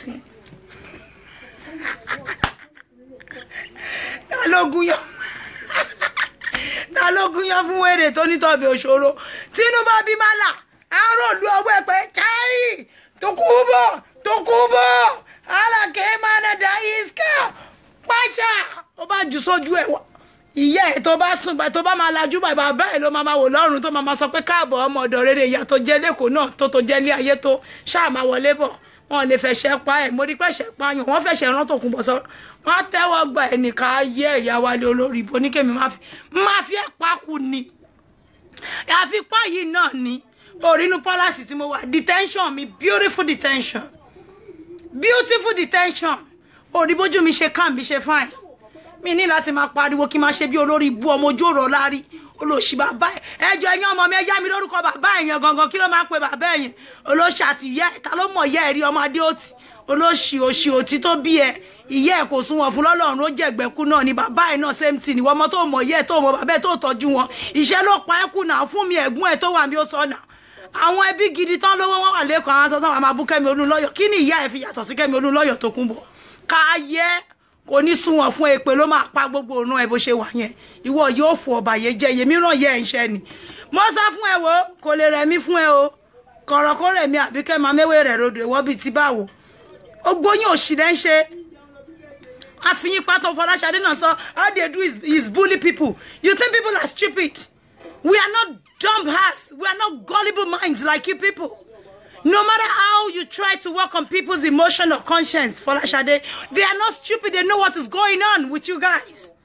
Even now, we're not going to be Yashe bully as a person when she gave an order that everybody should stop following you.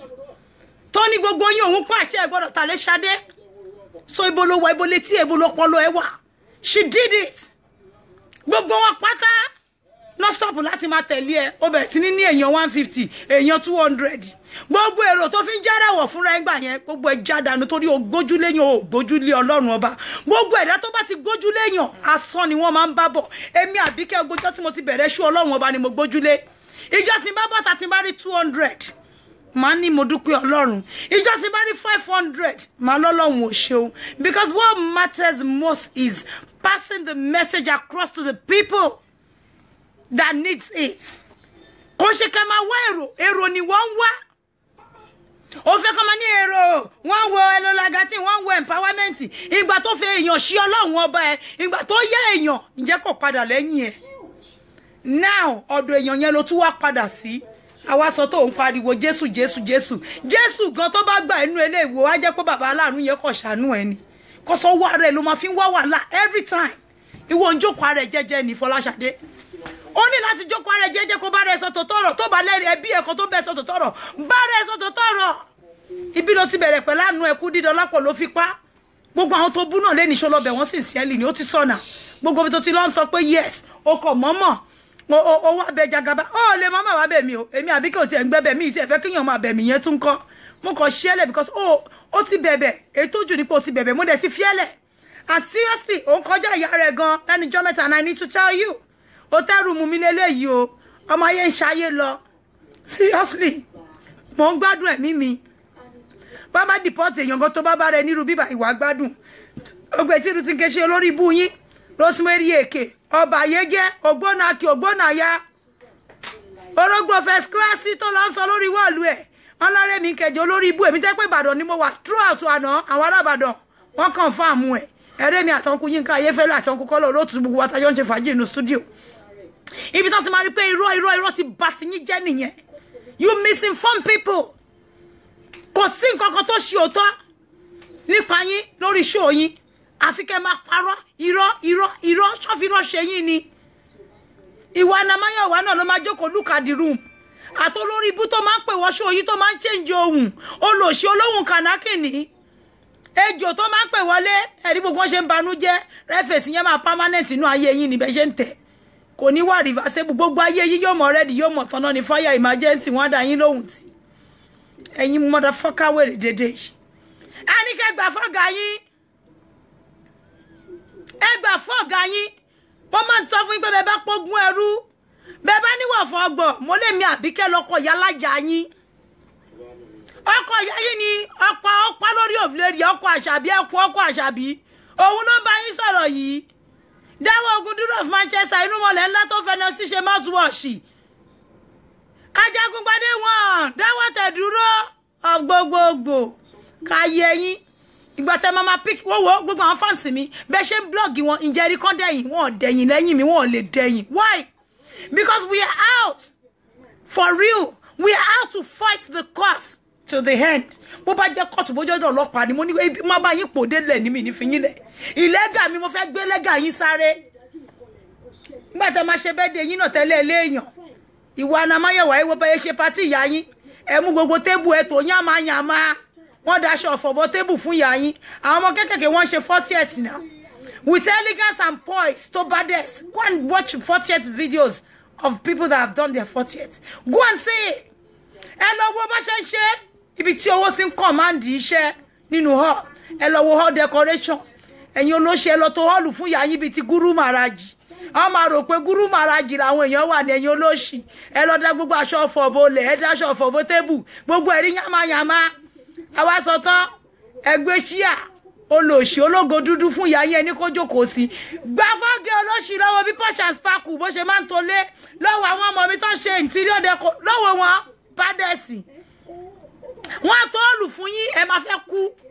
Ẹ ṣe pàtí fún ìyá yín bí ẹ tó ń ṣọ̀fọ̀ yẹ bí wọ́n Fọláṣadé business mogul. Ibo ló wà tó gbowó lẹ̀ fún ìyá yín bó ń bá Adé Tòrò wà tí ò gbowó lẹ̀ fún ìyá yín àwọn olówó nìyẹn náà. Ibo Akeem Adé Tòrò wà tí ò gbowó lẹ̀ fún ìyá yẹn rẹ̀ kóra yín lólówó. Gbogbo olùtẹ̀yìn olówó jókòó sí ó yẹ kójú tì yín náà. Ibo lówó yín wà ṣe sọ́pọ́ọ̀sì yín nù ní. Abẹ́ gbàgbé pin number. Abẹ́ gbàgbé gbogbo kíní tẹ́ fi ń ṣe online transaction. Òfò ni gbogbo yín bá dé yọ́wọ́ òṣì yín sọ̀kẹ́ gbàgbé òṣì. Èmi Àbíkẹ́ tí mi lówó ẹ wo bí tí mò ń sùn sí lọ́lùdé lójoojúmọ́. Alẹ́ gbà fọ́gà yín yálà yá ògbó yín bẹ́ ṣe wà yẹn. Ariwo ṣe ariwo kọ́ I'm telling you. Ariwo kọ́ náà fi ń ṣe.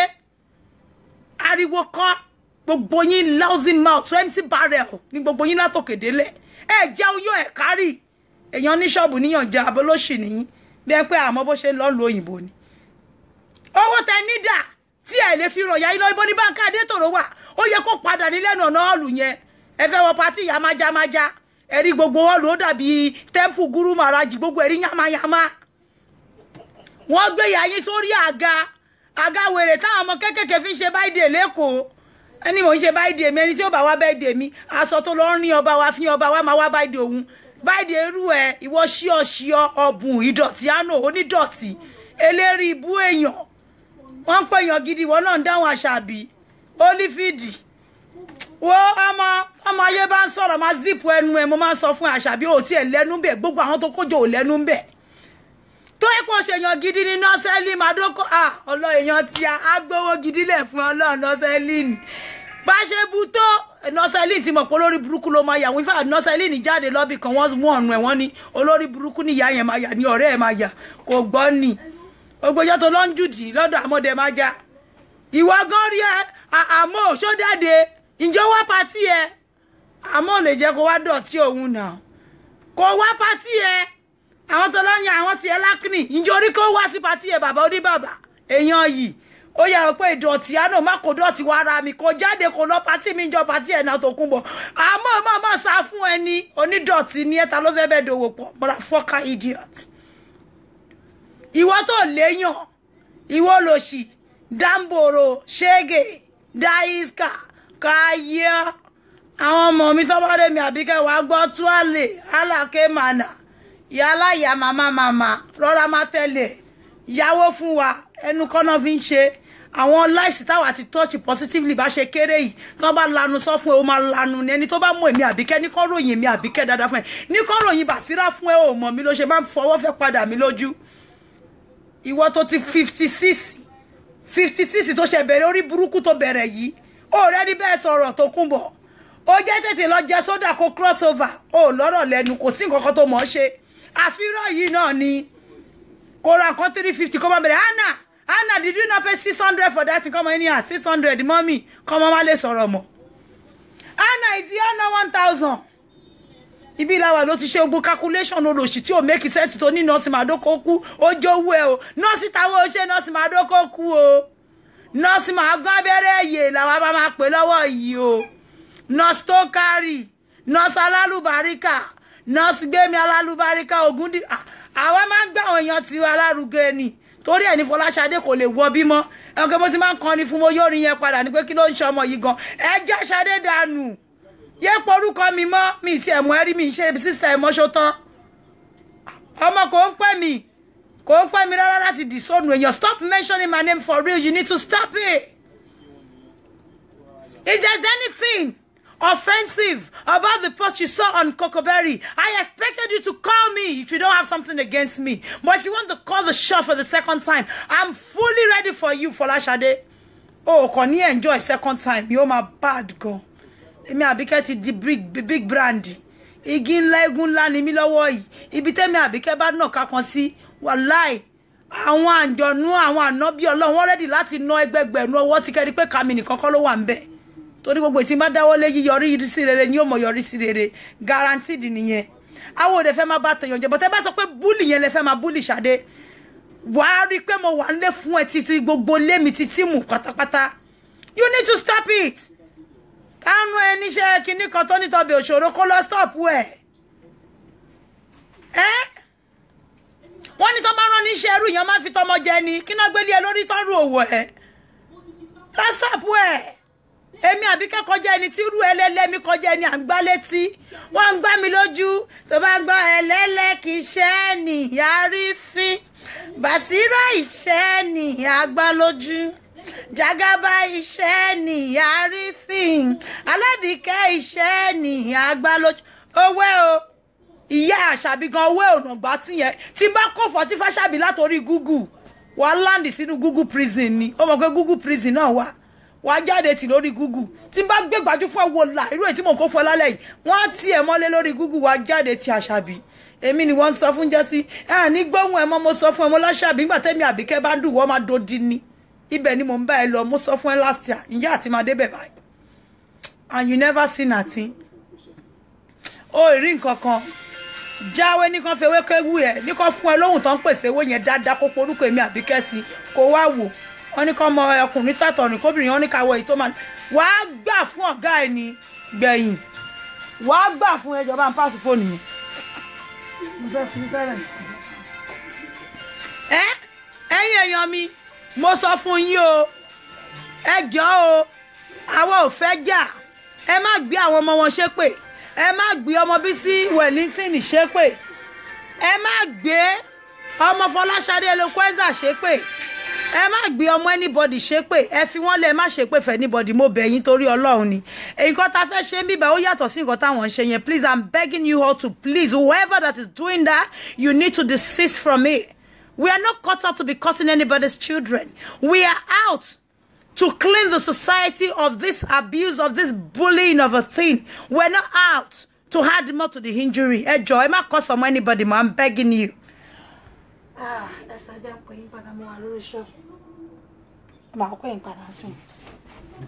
So people, if you want to leave them to their own thing, you know we will always beat them to their game. Trust me. Ẹ jẹ́ kó máa ṣépè yẹn lọ kí Ruth Nkechi kó máa ṣépè fáwọn ọmọ ẹ̀ kó máa ṣépè fún yàrá ìyá wọn gbogbo bó ṣe máa rí fún wọn ìyá wọn Àṣàbí ló máa forí kó èpè yẹn wò ya Wálé tó bá ń gbọ́ wàá fẹ́ kú ní sẹ́yìn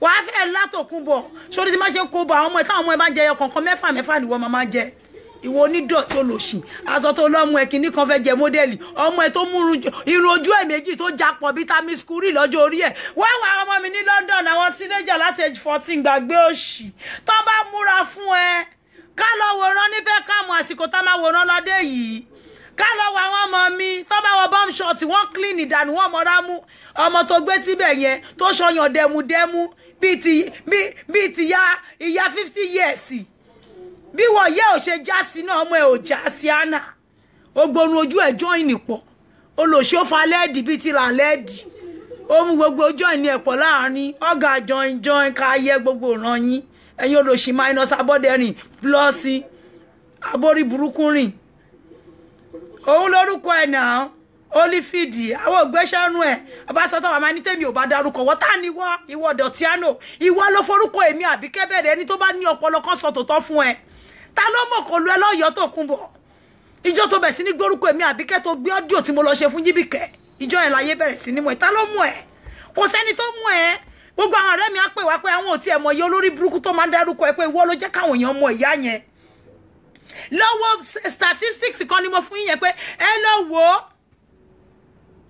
wo nǹkan tó gbé sí orí YouTube ẹ pé ègún rẹ̀ lórí ọmọ òun àná láì kìí ṣe èmi Àbíkẹ́ ẹ lọ wo iye èèyàn tó wò within the few months tó gbé sí ẹ lọ wo àwọn nǹkan tó ti ṣe láti last year ẹ lọ wo ta ló wò yẹn nobody kò sẹ́ni tó rí ti ya ẹ̀ onídọ̀tí why would you just sit and be slandering people torturing people mentally and psychologically and you expect us to be quiet for so long kò ní yẹ ọrùn òní sunwọ̀n fún ẹ tó kúbọ̀ kò ní dá fún gbogbo àwọn tó kójọ tó pèlè èèyàn ẹ̀yin lè máa forí ara yín gbé èpè yín tọmọtọmọ ó gbé èpè tẹ́ ń ṣe yẹn ó máa rí bẹ́ẹ̀ fún yín ni àti jésè o ẹ̀yin brumpamu obodunbemu ẹ̀yin náà àjọ ẹ̀yin grimb ó máa rí fún yín gẹ́gẹ́ bí ìrònú yín sí wa ní lórí ẹ̀jẹ̀ àwọn ò báyàn jà o àfẹ́ máa báyàn jà but you know what you need to stop bullying.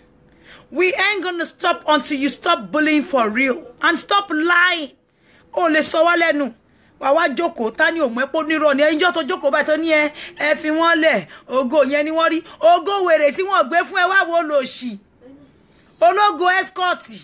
Ògo escort fáwọn ògo gidi ni ògo ò kìn ṣe ó máa wo ògo tán kan máa ní ṣòrogo tiẹ̀ ògbógo gidi wá but àwọn ọmọ bí ológo ńlá bí Àbíkẹ́ Jagaba jẹ́ ká máa fi ògo títí ẹ ká máa fi ṣe bí escort fún wọn kókò máa tẹ̀lé wọn kiri torí ológo ni ó ní ògo bí tó ti lè tap ògo gidi rẹ̀ ògo wèrè wo ló gbé wá ògo fọwọ́nà ògo scammer ìwọ tó lọ ń gbé wé olóṣè èpo mango òun ni wọ́n lọ ń pè ní ewé dá padà ewé kìíní kan fáwọn ń lo òyìnbó lòṣó lọ ń gbé àwọn ọmọ mi ń lo òyìnbó ó scam àwọn èèyàn for so long ìwọ wá lọ sọ pé ìwọ jáwé jégbò ayé ò ní dá ká lọ lóyìnbó lọ́dọ̀ àwọn màmí ojú la fẹ́ jẹ́ kó pọ̀ ohun awo sí ẹ kó fọ ohun wọ́n má bí ìyá rẹ̀ kó fọ ohun awo padà ìwọ tó mọ kankan tó mọ wọ́n yí padà olóṣì ìwọ tẹ́ pé ó lè wòrán díẹ̀ nínú ilé gbogbo òṣì tó ṣe tó ṣàwọn ọmọ ẹ nínú ilé ó rógun ẹ̀ ṣe ó fẹ́ wo àwa sàn tá ni wọ́ Ọlọ́run ló máa bínú sí ẹ̀ tó kún bọ̀ torí gbogbo ọ̀rẹ́sì tó ń ṣẹlẹ̀ yìí stop ọmọ Fọláṣadé Eloquenza tá ti sílẹ̀ ó tún ti lọ manipulate ẹ̀ jẹ́ kó woṣú ẹ̀ tó bá fẹ́ woṣú ẹ̀ kẹjọ máa woṣú ara yín kí ló kà wá pẹ̀lú yín but stop pushing her kó tó bá wá jà mí bá mi ò ní wo ṣe fún rárá àṣẹ ẹyọkan nìkan máa pa tó bá ń gbọ́ ọ̀run yabọ̀ kò ní dúró sórí ìwọ nìkan á ya gbogbo ẹ̀yin ọmọ ìwé ni àwọ̀jà yín ẹ fẹ́ stop àti bully ni mo ṣe ń bá yín jà lọ pé you need to stop it and you're not stopping it. àwọn bá ti bẹ̀ ẹ́ olóò máa jámà lórí ọba oníwà fọwọ́rí èèfì lórí ọba kan wọ́n ti rí pé wọ́n ṣépè fún ẹ ní ẹ̀nà ìwọ nìkan náà ni pẹ̀lú Gàdáfì wọ́n fi ṣe wọ́n ṣe ń já okó gbà lọ́wọ́ yẹn wọ́n bá jókòó gbà lọ́wọ́ ẹ̀ ṣó fẹ́ kú sí díẹ̀ ni ṣó fẹ́ kú sí díẹ̀ ni ó fẹ́ kú sí díẹ̀ má parẹ́ mẹ́n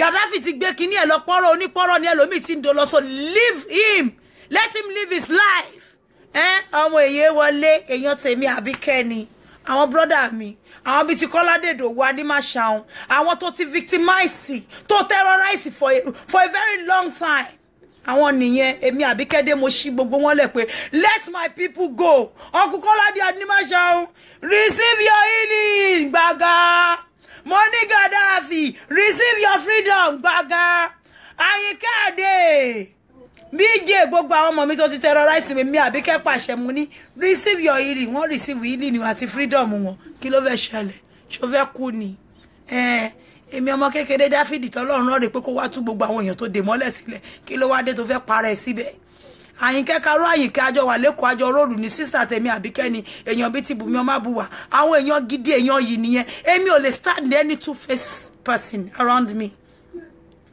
ìwọ tó bá ti wà two-faced tó mọ nǹkan tó fẹ́ tẹ́ pé kámi the same way I was warning Yèyé Bánkẹ́ Adétòrò pé you need to stop inboxing me you talk to me for hours and then you go out there and pretend like you don't know me o fẹ́ comment lórí show mi pé Àbíkẹ́ a lot of times she wants to comment and say Àbíkẹ́ I love your show she will go into my inbox to say Àbíkẹ́ I love your show today for what reason why can't she put it to the public's view why can she not leave a comment there does she have to come inboxing me I don't welcome such àwọn èèyàn náà kí mi níta yìí náà sọ bẹ́ẹ̀ Tom Bailey àwọn expect kan máa wà náà Tom Bailey kíní kan Akíntúndé náà wà lórí kíní lánàá gbà tí mò ń ṣe show Ìbàdàn ta ló rán gbogbo yín àní ẹ carry red face yín kó máa bá yín gbé forever ẹ ní rẹ́rìn mọ́ bẹ́ẹ̀ ṣe gbójú pupa wọlé yẹn ẹ mọ̀ pọ́n lójú kiri ní kó permanent lórúkọ Jésù fún yín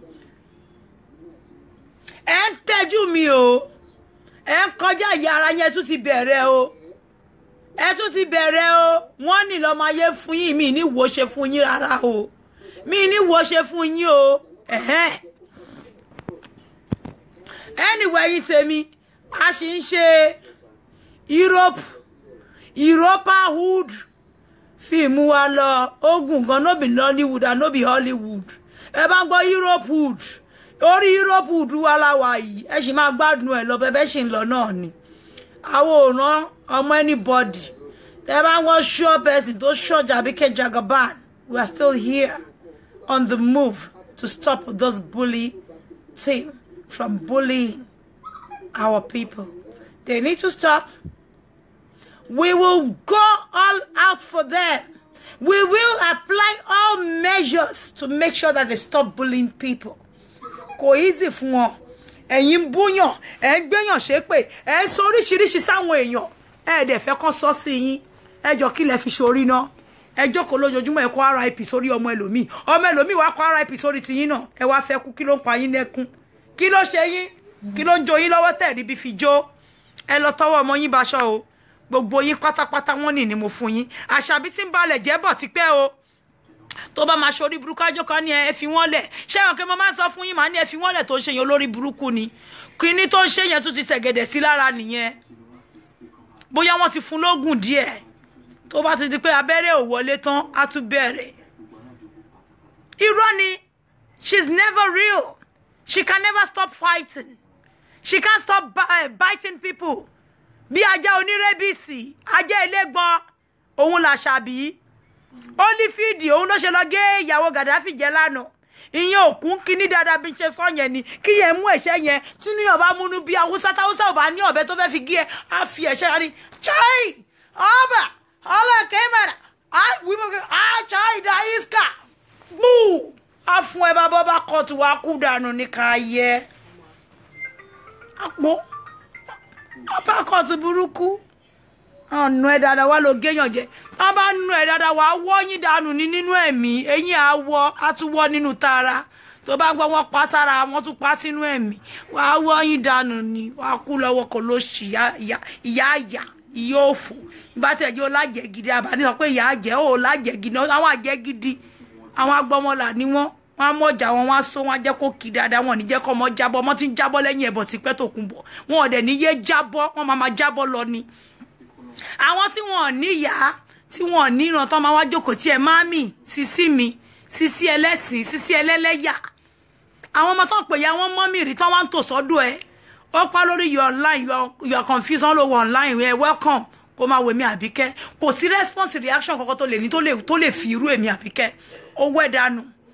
Wọ́n ní mo já wá sọ fún ẹ àti Ṣadé àti Polodi ẹ lọ mọ bẹ ṣe máa parí ìjà yín tẹ́ bá lè parí ìjà yín ẹ máa lọ yín lọ́tọ̀ọ̀tọ̀ ẹ yé gbé ọmọ ara yín ṣépè. And to Coco Berry, I've told him to bring the post down. I'm going to check it after this show to ensure there's no more there. Do not operate their own way. Please, I'm begging you. I don't want anybody taking any minus picture and putting RIP on it. It's their own way. That's what they've always done. But we do not have to do it back to them in the same measure. Ẹ jẹ́ k'Ọlọ́run kó gbàdúrà RIP, k'Ọlọ́run ṣe àmì sí RIP tí wọ́n tọrọ yẹn nínú ilé wọn. Ẹ̀yin má bá wọn ṣe bá pẹ̀lú ọbọ wọn jáwúrà. Èmi ò gbọ́dọ̀ rí picture ọmọ Kelly yẹn lórí wọ́ọ̀lù o. Kẹ́ lọ yọ abárẹ́dìkẹ́ni tó dánrú ẹ̀ wò. Ẹ lọ yọ. Ẹ má ṣe bí tí wọn mo bẹ̀ yín, I'm begging you all. Ìwà àbàjẹ́ yẹn ti wà lára wọn ti pẹ́. Ẹ gbọ́. Ẹ má ṣe wá bàjẹ́ yín lọ. Kò sí nǹkan kan tẹ́ máa ṣe tó máa ràn mí. Mo ti sọ fún yín pé bẹ́ẹ̀ bá gbẹ́ kòtò sílẹ̀ tẹ́tẹ́ nílé lórí. Mo ní fúnra yín lẹ̀ ó sùn lé kẹ́yà máa gbọ́. Torí iná tán bá dálẹ̀ fẹ́yẹ̀ gúnugún. Ẹyẹ mi náà fi ń sun Àbíkẹ́. Mo ti sọ gbogbo ẹ̀yin àṣebàjẹ́ ẹ̀ ò ní gbà yìí láéláé. Ayé kan ń bẹ ní Nàìjíríà Àbíkẹ́ rí. Ayé kan ń bẹ ní Nàìjíríà Àbíkẹ́ ẹ rí. Wọ́n ránṣẹ́ pè mí o. Wọ́n ránṣẹ́ pè mí Àbíkẹ́ mo dẹ̀ jẹ́ wọn mo dẹ̀ gbó bàbá ya aláya gbádùn. Iye sáwèrè. Ó bá àwọn ẹ̀kọ́ wọ online kó kú sórí line kó jẹ sódà. Wọ́n ti mọ̀ pé jáwé jura ni ẹ. Wọ́n ní làwà fún ẹ tó bá fẹ́ kú kó lọ kú dànù. Yóò fò ní ẹgbà yín kò lè dùn. Gbogbo ẹ̀yin ọmọ Ègè tẹ́ jáde lálẹ́, thank you very much. Mo bẹ̀ yín torí Ọlọ́run, please make sure that you do not join them in that, very disheartening act whereby they will be posting minor pictures and writing RIP. It's so disheartening, seriously. It's not something that is, that is bearable. I can't bear. When I saw the picture, I'm like, why would anybody put minus picture? I can't just stand it. I can't tolerate it. Seriously. Do not put anybody's picture and put in RIP. That's what they do. Bisi, ìyẹn tí ẹ me question lórí àwọn ọmọ ẹ Bisi Wellington Anamáyọ̀wá. Bó dẹ̀ ṣe máa rí fún nìyẹn. Ó gbé photo àwọn ọmọ mi sí now. Do I care? Do you think she put my picture, children's picture? Do I care? That's their fucking headache. Àwọn illiterate dédé, àwọn ọlọ́pọlọ yòrò, ẹ máa lẹ́yìn máa pa American embassy tó ẹ pé jẹ́ wèrè. Ìbá ṣe pé èèyàn ni yín ni, ẹ bá má ti pààyàn púpọ̀ run. Ẹ̀yin sọ àwọn American embassy, ẹ sọ British embassy, ẹ sọ yẹn di ilé yín. Ibi tẹ́ ti máa ń bribe tẹ́ máa ní kán bá yín gbéyàn lọlé kán má fún yàn visa. Àwọn ṣe hashtag deport Àbíkẹ́. Can you imagine?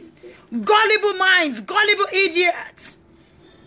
Kema lo be kele ma sọ pé kon gbeyan kan lọ because ẹ ní ọpọlọ mi ma o tó máa ń bá yín ronú gan papa tó máa ń join yín team yín loser team ni ẹ lọ yára yín break ẹ̀yin èyàn jati ẹni yẹ̀yẹ́ yìí ẹ̀yin tẹ̀lé yàn bá yín sọ̀rọ̀ ẹni ìyà ẹni àjírí ẹni àjíkò èkejì ajá rádaràda ká yẹ gbogbo yín àwọn bully o àwọn òde ní bully but ani yé orúkọ ẹ̀yin bully yìí that is why you cannot see us mention any other person's name. We don't do it. It's not something I enjoy doing, but we need to give it back to them in the same measure.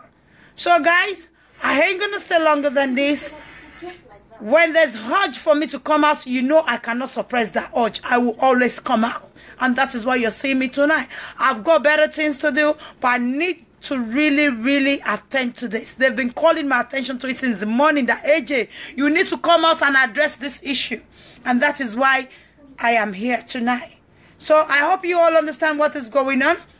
They've been complaining that some of my team have been picking on their children's picture, minors picture, and writing RIP. And what I came out to clarify is they should try to dig the genesis of the problem, because they started it, picking on my fans' picture, on my fans' family picture, on my fans' children's picture, and writing RIP on their children's picture, including my own children. My children's picture is on Ruth Nkechi. My fans' children's picture are on Ruth Nkechi, and they wrote the same. Now, one of the person working for AJ Cocoberry, he picked some of their own pictures to put RIP on their children's picture. They are now crying. They are not crying, wailing about. What are they weeping? What are they sobbing for? They should feel what we are feeling. They should know what we are going through. They need to have a bit, share of what they have fed us. So that's what the guy did, and now they are crying. They should keep crying. Monica Osim is one of us. What the bookie? Did to her. She said that Monica Osim's only child is going to die. Now it is time that someone said some of their team's children are going to die. They are not crying about. Even though I am not in support of that, I don't like it. You don't include minors. It's so crazy, it's so disheartening. Seeing those innocent children's picture everywhere with RIP on it. But they started it. These are the bully team, and they refuse to stop, and we ain't going to stop if they don't stop. That's it. But I'm not in support of anyone involving children. Please, I'm begging you. We need to stop it. I love you guys so much. Thank you for honoring my call, for honoring my invitation, for honoring me as your CEO of No Cyberbully Team. I love you all. Thank you so much. Yeah, ma'am, you're most also to God, okay? The vlogger, they have vlogged so many of you, but you guys refuse to leave the No Cyberbully Team. I want mommy to say, I'm blog you and show blog you are but as much as they are doing that, my audience is increasing by the day. So I thank God. Thank you so much. I love you all. You guys are the best. Till I come your way again, I'm still enjoying my detention in Nigeria. This is the detention. Oh, ebe ya won ko lo gbadura iru detention. Ko de si ro hotel olowo gidi bayi. Asope láyé ẹ ni. O lo shempty barrel eyan jati àwọn business mogul. Àbí bá lo epe àwọn ọmọ òun business mogul. Banke àwọn èyàn wọn olówó. Ibo na wa ngba tó sọ tó parọ́ pé wọ́n gbé 2000 lọ onídọ̀tí. O lo ṣege tán gbé bàtà ṣùkú ṣe kàsí lẹ́sẹ̀. Olówó gold shoe. I love time. I love time ni mama yin oníṣàṣà ni. I love time ni mama yin olófò tún ni. Mo la love time ni mama yin kò dẹ̀ tún rí ṣe. I love time ni mama yin mama yin. Anyway, on that note, ẹ jẹ́ kó máa yé máa ṣeré lọ. Èmi ṣeré lọ nìyẹn o. Àbíkẹ́ ṣeré lọ nìyẹn o. Èmi ṣeré lọ nìyẹn, Jagaban ṣeré lọ nìyẹn Tungba. I'm rolling now. Thank you all for joining me. I love you all. I will always heart you bigly. You guys will always be my top fans. You will always be my #1. Let's keep that our slogan alive. Live and let others live. Live and allow others to live. The world does not revolve around you alone. I keep telling each and every one of you. Do not join them. Please, I beg you. Let them do their thing, their evil way, and let us maintain our own, Omoluabi, Egyomo Benyini. Please. Thank you all. I love each and every one of you. Bye for now. Bye-bye.